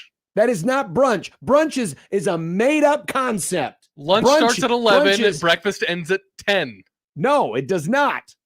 You're either having an early lunch or a late breakfast. I'm out on brunch. What about second breakfast? Nice, Nick. Good reference. What the hell is that? It's a Lord of the Rings Yeah, reference, it is. John. Hell yeah, Nick. Good job by you. Oh, of course you get it from your dingalings. Why? So what is it Oh, about it's the second brunch? breakfast eaten on the banks of Mount So, Doom. I have a theory that John doesn't be. like brunch because the type of people who celebrate brunch are not his kind of people. Brunch is more of a vibe than it is anything else. It's a weekend with your pals, your hipster friends. Sometimes you want a Oh, well, club if it's a sandwich hipster thing, and of course eggs. I'm out on it. See, it just seems like this is more about the people that enjoy brunch. Like your parents have never said, "John, do you want to have brunch?" But not No, even because we had breakfast. But not Exactly. even the actual Or we had people. lunch. The concept of the people that John has in his head. Yeah, I think that's what this is. It's about the people. You're either having breakfast or you're having lunch. How much of it is you just hate that they found a combination of breakfast and lunch and How mushed the come we words don't together? have dinner Because for that's the, dumb, the John. combination between lunch and dinner? Remember we call it Brinner. Why if we can Snack time. or Brinner, whatever. Oh, yeah, 'cause it's if we snack can time. if we can put a wedge, if we're trying to put a wedge, we're trying to drive a wedge in between breakfast and lunch. Why can't we also drive a wedge in between lunch and dinner? Jared writes, Michael Brunch. It's Michael Brunch. Da-na-na. Michael Brunch. Fight says, so brunch is bad, but early lunch is fine. Okay, boomer. Has nothing to do with that. You're either having breakfast, you're having lunch, or you're having dinner. There's 3 meals a day. Matthew says, brunch is just a late breakfast / early lunch that could involve typical breakfast food or lunch food. But In what if you have parentheses, breakfast for sandwiches. dinner? I call that Brinner. And then Severe gets triggered, I think. You weirdo. I love it. I love breakfast and I love brunch. I do too, but and I love lunch and I love dinner. You're either having But I breakfast, hate lunch, supper. or dinner. I love eating breakfast foods and lunch foods between 10 a.m. I and love 11 if- a.m. When my friends are like, Brunch. do you guys want to have brunch this weekend? I'm like, let's go. I That's love going to be a brunch. great weekend. Dude, a good Sunday brunch. Oh my gosh. Yeah. Get a little booze, get a little egg, get a little bacon. Get some OJ. That's Yum, yum, yum. breakfast No, with that's- beer. The juice, not the Simpson. That's brunch as hell, John. I'm out on brunch. We know. Out on brunch. You're either having breakfast or you're having lunch. Let's see. All right, let's go to the sheet. From Vaughn. If a giraffe were to wear a bow tie, would it go just below the head or right above the torso? I just pictured it, and it would be right under the neck, where the neck meets the torso. So you're saying it'd be down here? Yeah, like right where I imagined it, because it's the bottom of the giraffe neck, Yeah. but like right where it I meets mean, the torso. technically, if a giraffe were to wear clothes, the shirt would be down in the torso area. So I think that's where you got to put the bow tie. I'm also Well- imagining a giraffe in like a 70s style suit with like the big ass collar. These are find a new Good- slant. These Yeah. are normal collars. Good luck tying that tie without opposable thumbs. Excellent question. Giraffe or could use a excellent- clip-on bow tie. Ooh, good call, John. Or Good Nick. luck clipping on a bow tie with not opposable Well, the thumbs. giraffe's wife will do it, John. Jeez. The giraffe's wife also does not have opposable Why? thumbs. Because she's a They woman? just have the hooves. Wow, women can't have thumbs. Women says have John. hooves. Not women You want giraffes. to cut off women's thumbs? They John, are I you saying didn't all cut women them are the off. devil because they have God hooves? cut You them know who off. else has hooves? The devil. And he uses them for So you're hooving. telling me that female giraffes have opposable thumbs, but not male Yeah, giraffes? they take their shoes off, John. They take the shoes off and they got fingers. Only the female giraffes, though. Go to the zoo. Jay Skirtot says in This the military. sounds oh, wait, very this is- wrong, but I don't know. So we're going back to the breakfast brunch thing. Mhm. In the military, we had midnight chow, which was the dinner leftovers and next day's breakfast. Are you out on chow, John? You're anti-troop. I'm pro-troop. Wow, before the 4th of No, July. I'm out on brunch. Ain't Stolen no valor, Josh. ain't no troop calling it brunch. He's calling it midnight chow. I bet there's plenty of troop that calls it brunch. Hell yeah. Yeah, they're the ones that end up What, John? going to the front lines. Oh, come on. You're going to the front lines. Do you hear that? Private Powell just called it brunch. You're going to the front lines. Private Pile didn't make it to the front lines, John. Do your research. I didn't say Pile. I said You said Private Pile. Yeah, you said Powell. Pile. Oh. I said Powell. Private Is it Powell. Pam or Pan? Pan.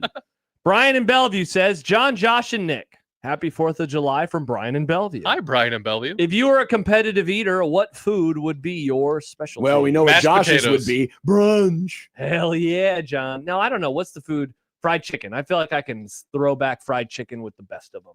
I'll eat it fast. I'll eat it good. Except Michael Severe would come over and lick my bones. Let me lick your bone. He did that at He Oscars. did. That was so weird. He was really smooth That's with why- it, too. It was gross. The worst I've never seen a cleaner bone in my life. the worst eating competitions involve Licking. chicken on a bone. Why? You could choke. Because you have to be able to judge if they ate the whole thing. You don't have Great that point. problem with hot dogs. Hot dogs, you swallow the whole thing. Yeah, That's true. you eat the whole damn thing. I'm going mashed potatoes. You think you could hammer some mashed taters? I could hammer some taters. Mm. John, what about you? Maybe a nice brunch meal. Maybe a little eggy weggy. Over Some- easy eggy weggy. Oh, some straws maybe. Man, you know what? Bloobs. It might be. Of all the food eating Bananas. contests, do they ever do Banana. berry eating contests? Like It's a great just question. I don't all know. blueberries. Look I at think the I could. berries. I think I could do a blueberry or strawberry eating contest. Oh man, that'd be so cold on the teeth. You with could the pound. You strawberries. could pound that many bloobs. Well, not if you're the strawberries don't come out of the ground, come off the plant cold. I guess that's true. Here we go. The Great American Blueberry Eating Championship. Okay, now the last one was in 2024. It seems like Bring it back, John. Bring it back. Oh wait, no. Sounds like they're not doing too well with that. Well, maybe I just found a weird page. The Great American Blueberry Challenge. Patrick ate 18.47 pounds in 8 minutes. Oh, imagine gaining that's 18 gross. pounds of blueberries. Oh, You look like Violet Beauregard. excellent reference, Nick. Yeah, I don't know. I want to say ice cream, but I would have, trying to eat ice cream fast. Cold. You Not would a get good brain idea. freeze. They have to have Yeah. ice cream eating contests. Oh, That- of course that they has do. to be. I just Of course would they love. do. Ah! Just watching a bunch of people. Also, like scream. it melts, so at some point you could just drink the ice cream, right? Yeah, that's cheating though. I want it to all be cold. Blueberries. Oh, that'd be gross. 18 pounds of blueberry is wild. Yeah. Probably do strawberries. The issue with me and fried chicken, I'd be like, can I dip it in some hot sauce though? Because I just have to dump it on there. Well, the problem with you and eating in the fried chicken here we go. contest is everyone else would be done before you even get your chicken. Nice. I think they provide No, the chicken, John. The problem with Josh would be they'd give him a mixture and he'd be like, "Excuse me, I only want the thighs." Oh, I would ask for Yeah, thighs. that's true. I would ask for the Honestly, thighs. okay, so Segregationist Josh. let's game this out. You're at Yeah. a fried chicken eating contest. Mm-hmm. What's the most it has to be legs. Legs have to be the most efficient fried chicken to eat at a contest, right? Oh, of course. Yeah, it's easiest to hold. It's a children's food. You could basically just shove it all in your mouth and just Yeah. Exactly. That's why they do wing eating contests, because Yeah. those are pretty easy to eat. Listen, I was the judge in a wing eating contest How'd many, that go? many years ago, and it almost weaned me off of eating buffalo wings ever again. Because It was- watching how gross they oh were. God. Mm. And some of the wings were too temperature hot, so people were pouring their cups of ice to cool off the wings, Soggy and wing. it just made this Ugh. god awful mess. And I was like, I don't want a I don't know if sloppy I'm ever wing. going to eat Not a like buffalo that. wing Flop. again. By the way, El Scorcho, going back to the I'll blueberry never do that stuff. again. My sons have had some weird poops after eating blueberries. Can't imagine what that guy's toilet looked like. The blue poop. Probably no worse than after eating that Burger gonna King. say, My toilet Halloween blew Whopper. itself. Oh, I Burger forgot King about that. Halloween Whopper. That was gross.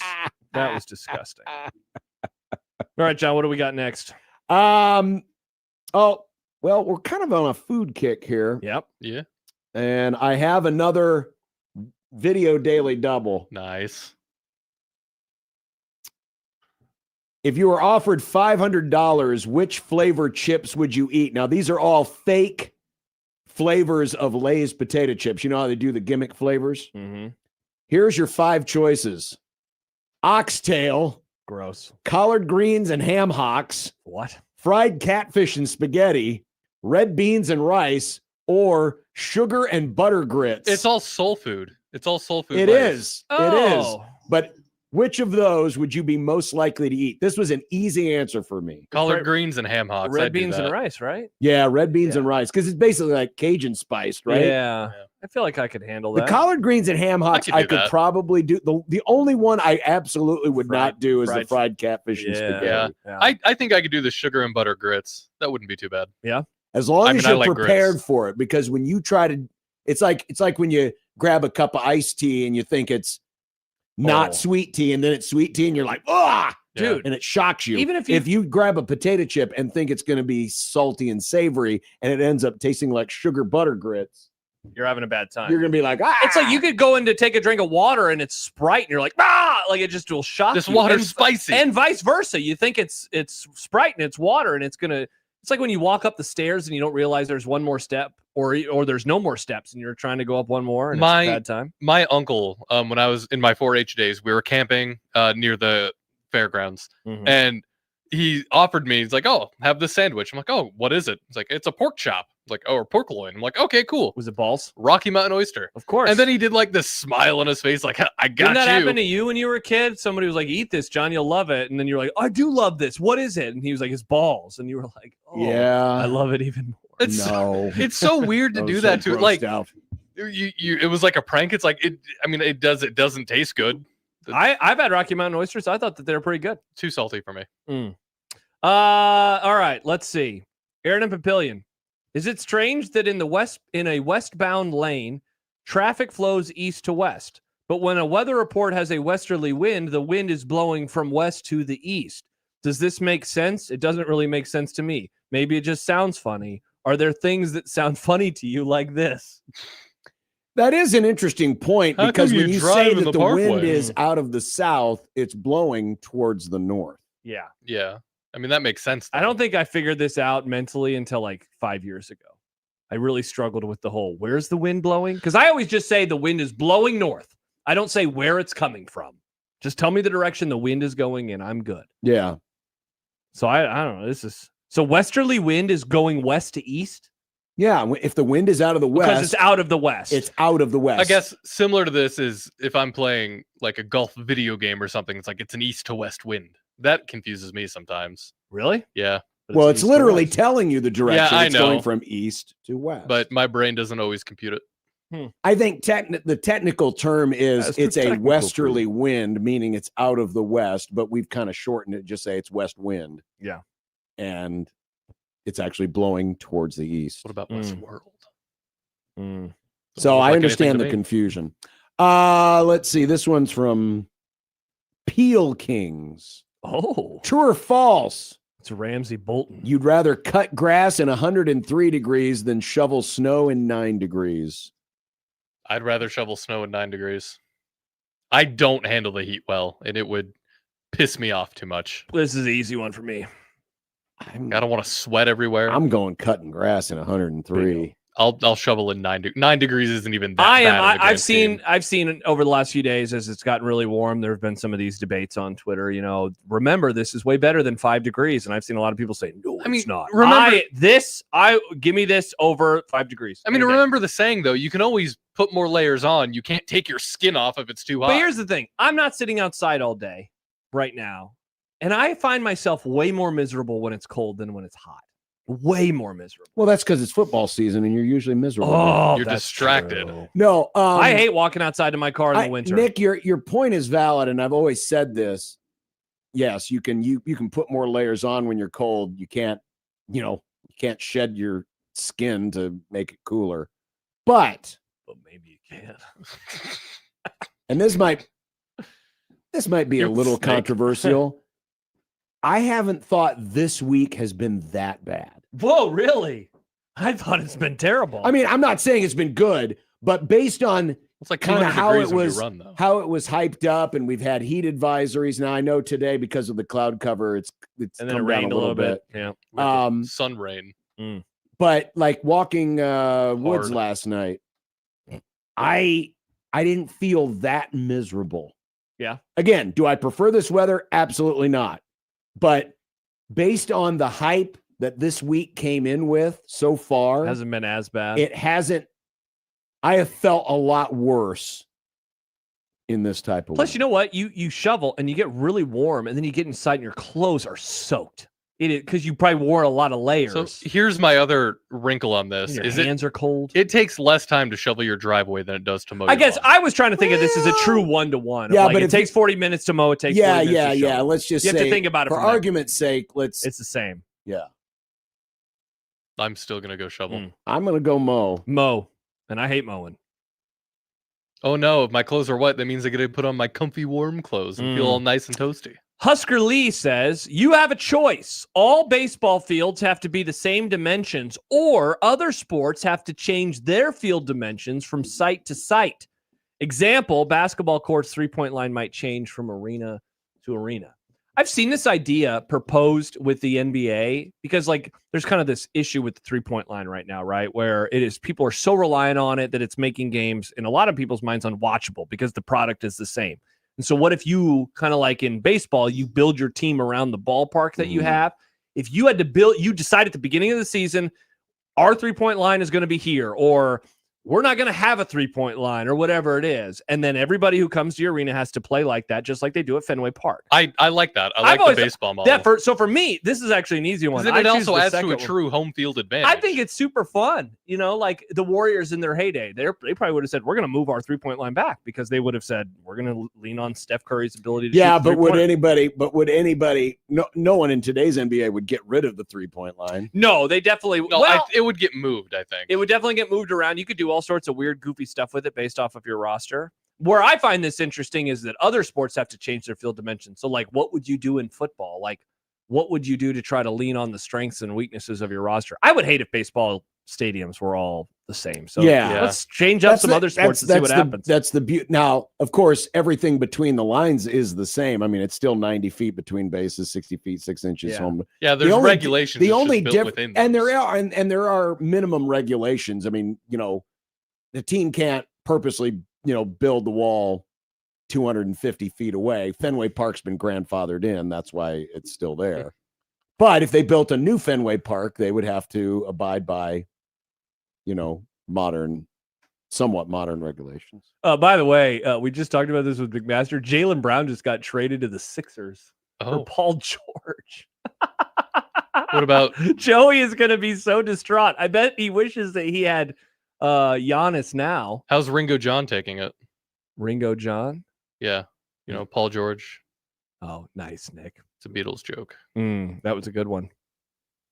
By the way, I like this from Fight. A football field with a moderate uphill slope. I mean, football fields, I guess, were a little bit different. It used to be that way in Lincoln. I used to have a pretty steep crown.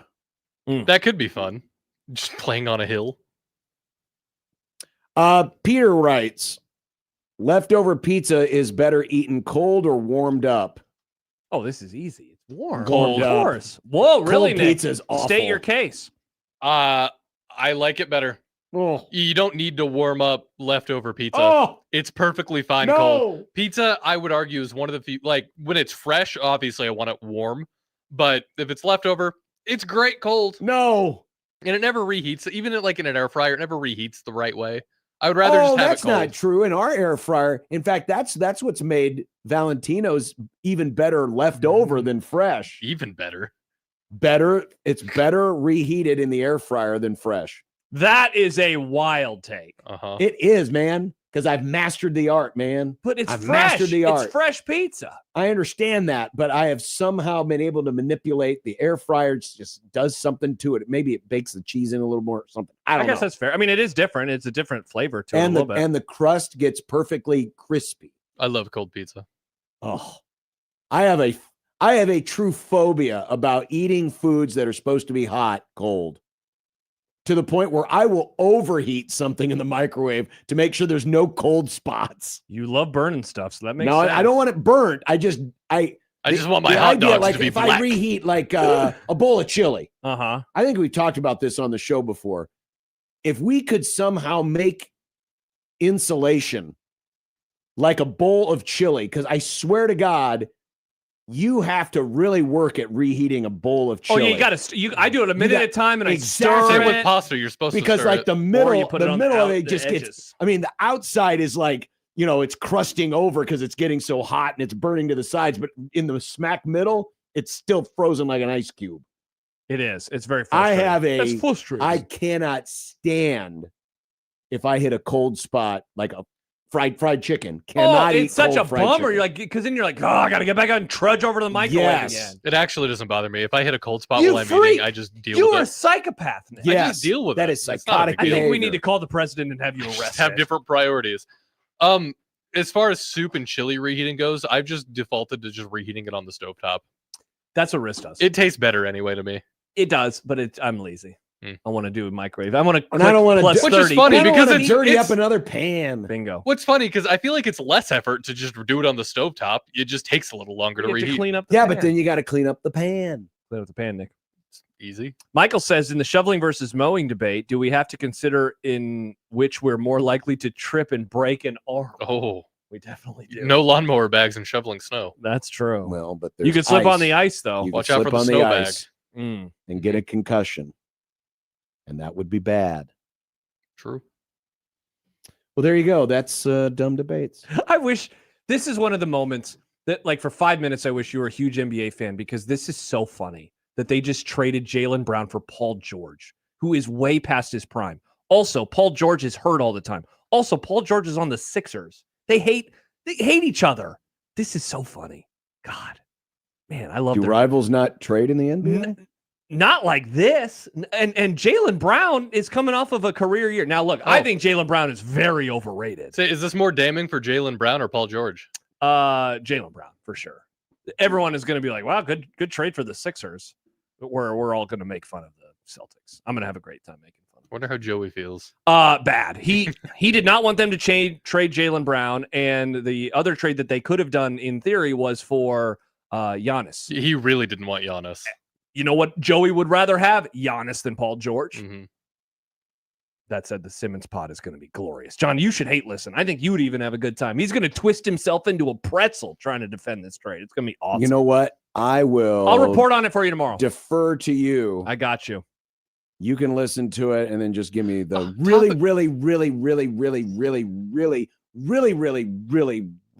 short Cliffs Notes. Topic alert for tomorrow. Simmons Cliff Notes. Oh, I got you. I got you guys covered. I'll be ready to go.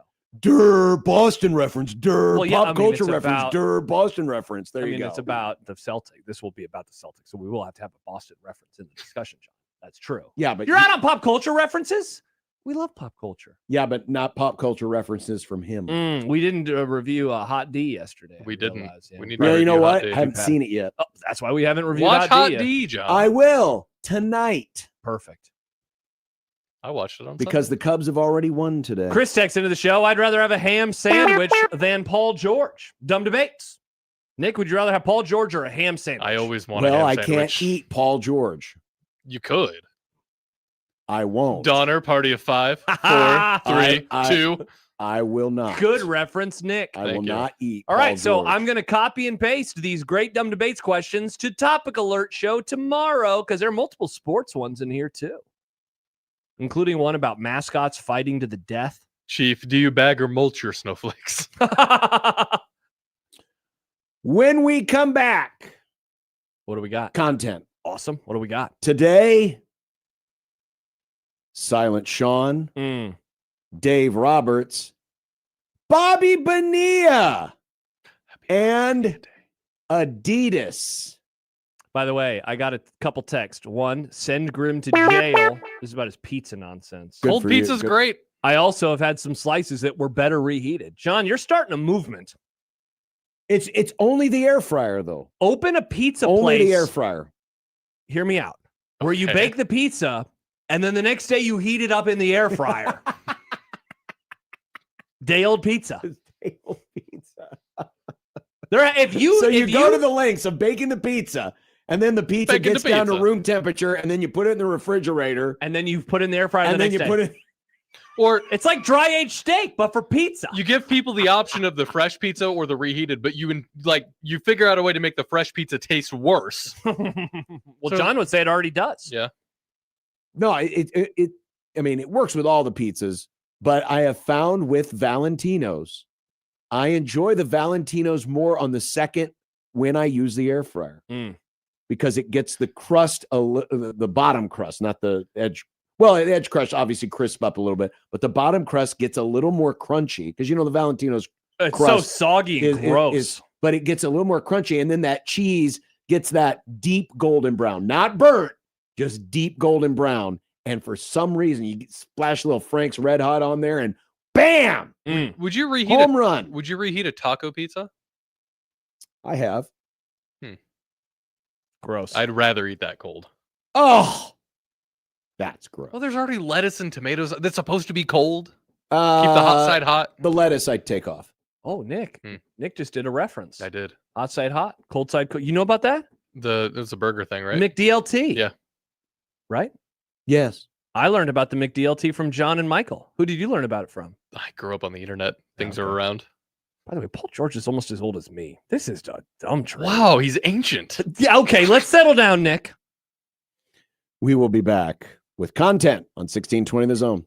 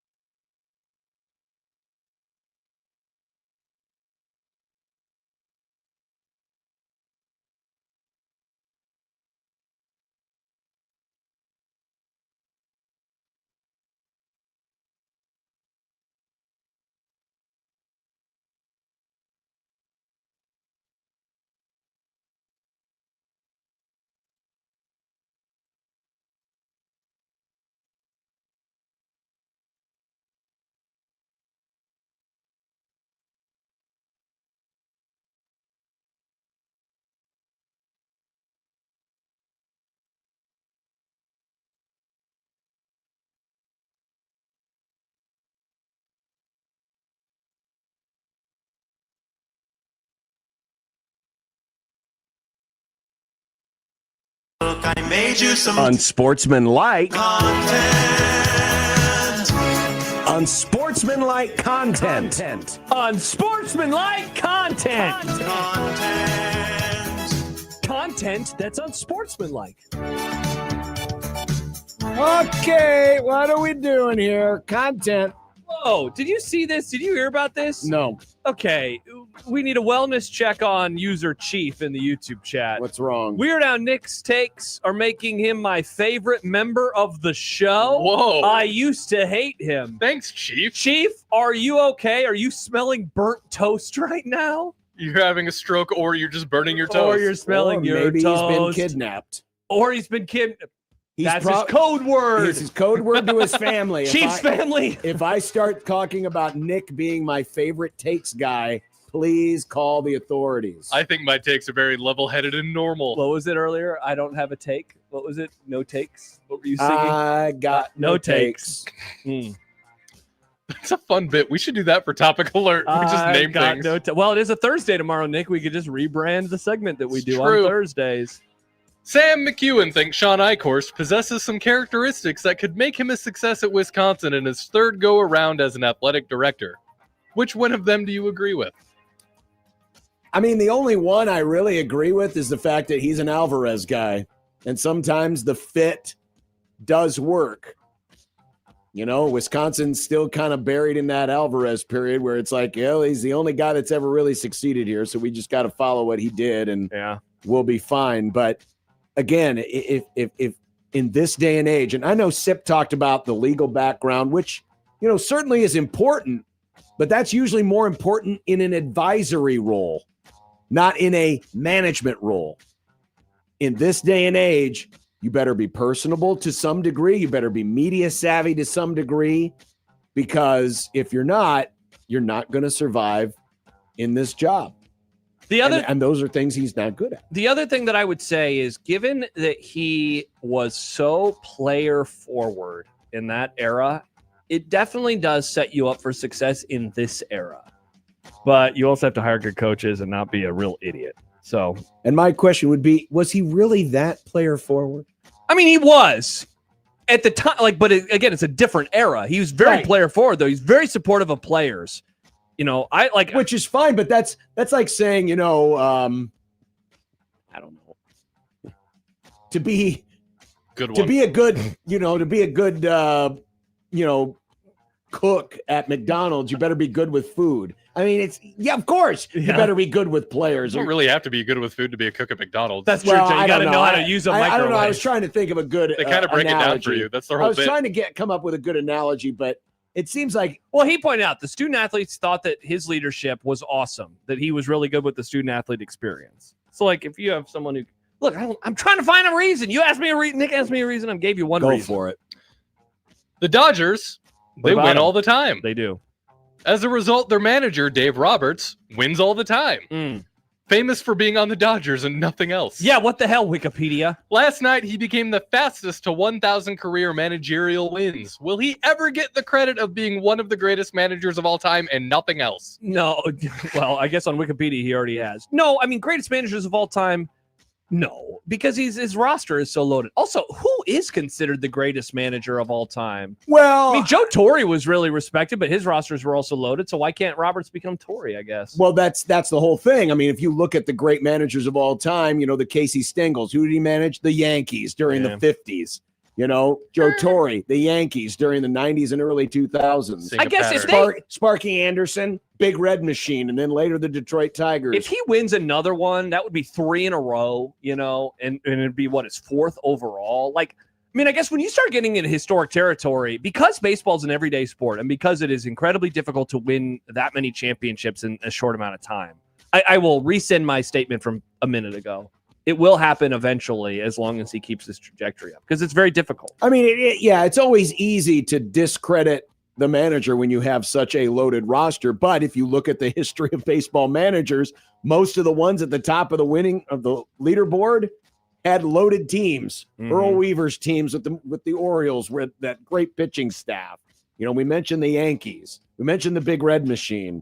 Yeah, Dave Roberts will get credit, and you know, similar to like Bobby Cox with the Braves. Yeah, They had a loaded roster. Sure. But they still won. Very and, successful. And they all got success. So absolutely, it's a very noteworthy milestone. Ball hard, the Bobby Cox story. Today, Josh, this is for you. Oh, it's Bobby Bonilla Day. Ow. That blessed mid-year event when former Mets slugger Bobby Bonilla collects his almost $1.2 million in deferred payments from the Metropolitans. I got no takes. And this happens for another 10 years. So, Josh, could I interest you in the fact that this bit won't end for another 10 years, but starting 9 years from now, Ohtani's $67 million deferred contract start to kick in, and that'll go for 9 years. So the memes will be going on for another 17 years. So wait. Whether it's Bonilla or it's Ohtani, Shohei every Day. July 1st, Ohtani's going to get $67 million in deferred money. Josh, we starting want in this because then 2034. John will be forced to celebrate Shohei Ohtani once a year. Well, I John won't. will be long gone from radio by then. By the time that this meme ends, I'll be your age right now. That's crazy. No, you're not interesting me, John. You're making me sad. I don't want to do this every year. Why did the Mets do this stupid contract? Mets, get out of my Because life. they were affiliated with Bernie Madoff. Apparently. Yeah, they always thought that they'd have the money. Who would have thought that being related to Bernie Madoff would steer you wrong? I know. It's been a weird and wacky year for the Chicago National League Ball Club.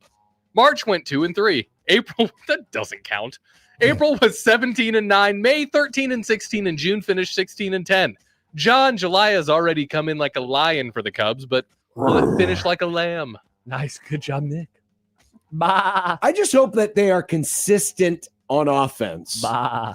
Because that's where they went wrong. The problem is, as we brought up yesterday with Farron, they literally have an entire pitching staff on the injury list.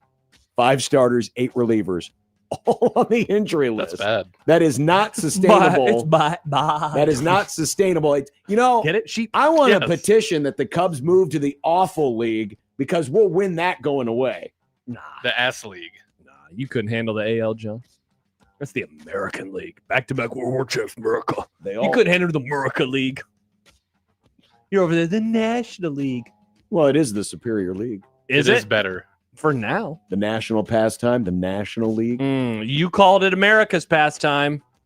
No, I call it national By the way, pastime. Nick asked a question off the air earlier about a certain coworker and if he is crashing out. Oh, no. Oh no. He's blaming the media for this trade, and now he just used the F word. You can't blame the media, buddy. You Yeah. can't do that. Yeah. By the way, Happer and Schaefer tomorrow must listen. I mean, we all got to wake up at 6 and turn this thing on. I can't wait. So Love you, Joey. not for Joey, Oh. but a crisis has been averted. Oh, for whom? Penn State fans. Uh-oh. They were worried about Adidas, the company that screws up uniforms, were going to screw up their classic look when the German company took over the contract. Adi Dassler. Well, what do you like? What do you think? Well, they look the same. I'll have one critique, and maybe John, this is something. This was German. Adi Dassler. Yeah, fair. Guy named Adi Dassler started it. I have one critique of Penn State's uniforms. And I don't know if this is just a my youth thing or if it goes back to when you were a kid as well. But when I was a kid, their blue jerseys had white collars and white things around the sleeve. And the road ones had blue collars and blue around the sleeve. Guess I never noticed that before. If you Google, I'll look up LeVar Arrington for you. I thought that look Why was. wouldn't you look up Micah Pars? Because he didn't have that. They didn't have that back then. Oh, well. So it's not always been that way. No, but I said my youth. Micah Parsons played when I was in college. I really like that look. I think that I thought that was just like his neck roll. No, or that was undershirt or the something. actual uniform. Oh, guess I never noticed that before. Yeah, I think they look good because they don't look different, which is good. Paymon says, why don't they have a damn patch? Oh, the patch. I missed the patch. Oh, that's right. You're anti-patch. Screw you and your patchless loser. I just never noticed it. Because you're blind, John. No, I'm not blind. I never just noticed the didn't thing that was care. huge in the. It wasn't that big. My God. It wasn't a tumor. You're like severe. I don't notice the uniforms. How do you not notice it? It's right there in front of you the whole time. I guess I don't miss patches. Oh, Houlihan? Nope, I don't miss patches of Houlihan. Oh, here's a fun one for Joey. Uh-oh. NBA free agency is here. Has anything stood out from day one? I am cackling. I can't stop laughing at the funny stuff. And my fellow Bill Simmons listeners are making the same jokes that I am on Twitter. We are going to eat, folks. This is going to be great. Down with the Celtics. Now John's going to pretend like he never liked the Celtics. I did find it interesting that Norman Powell signed a 2-year, $45 million deal with the Bulls. And you ask, who is Norman Powell? And why does a guy with such an ordinary name playing basketball? Great question. But he was an all-star with the Miami Heat, where he averaged 22 points, 3 rebounds, and 2 assists while shooting 47%. You wanted an NBA take? Good take. Gave you one. I mean, that was more fact than take.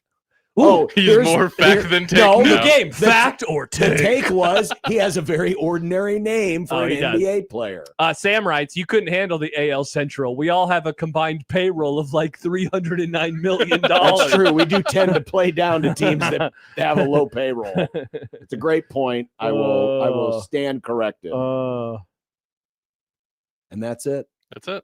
Bummer. It's already over. It's already here. All right. What do we got? Dinner? Dinner. 16-20 in the zone.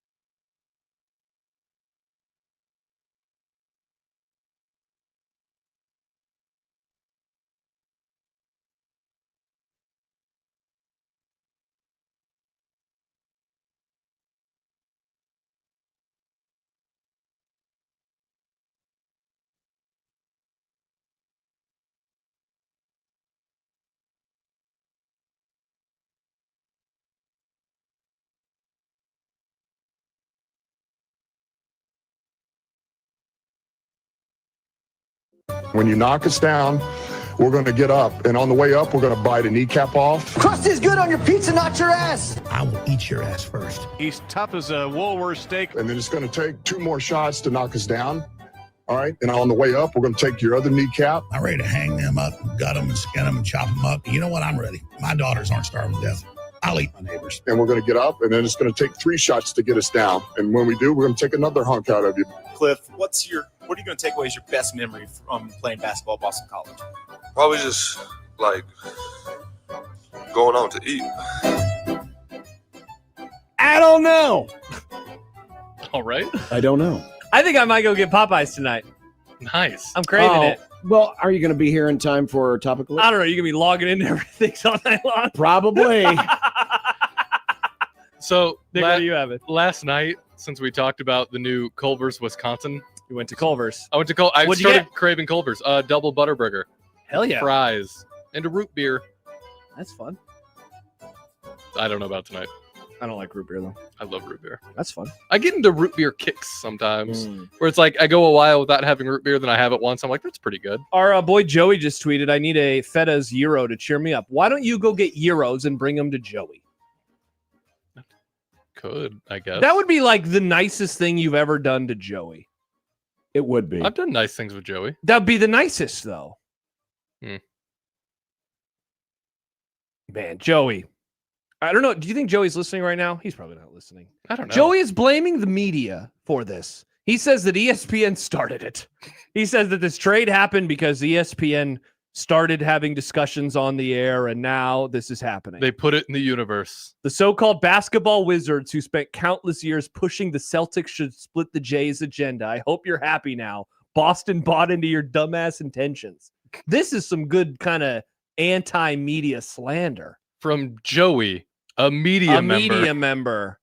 It was always fun when I'd go home for Thanksgiving and then there'd be those family members. It's like the media. And then I'd just look at them and be like, I'm the media. I'm in the media. Yeah. Do you still feel that way? Wood Africa says fries at Culver's. Bad take, Nick. My take. I love Culver's fries. I think they're really good. I mean, Culver's fries are pretty doggone close to Runza fries. Not as good, but they're pretty solid. I usually, you know what? I like the that crinkle would be cut a fries. fun. That would be a fun challenge. No, I am not going to go get those fries tomorrow. But how come?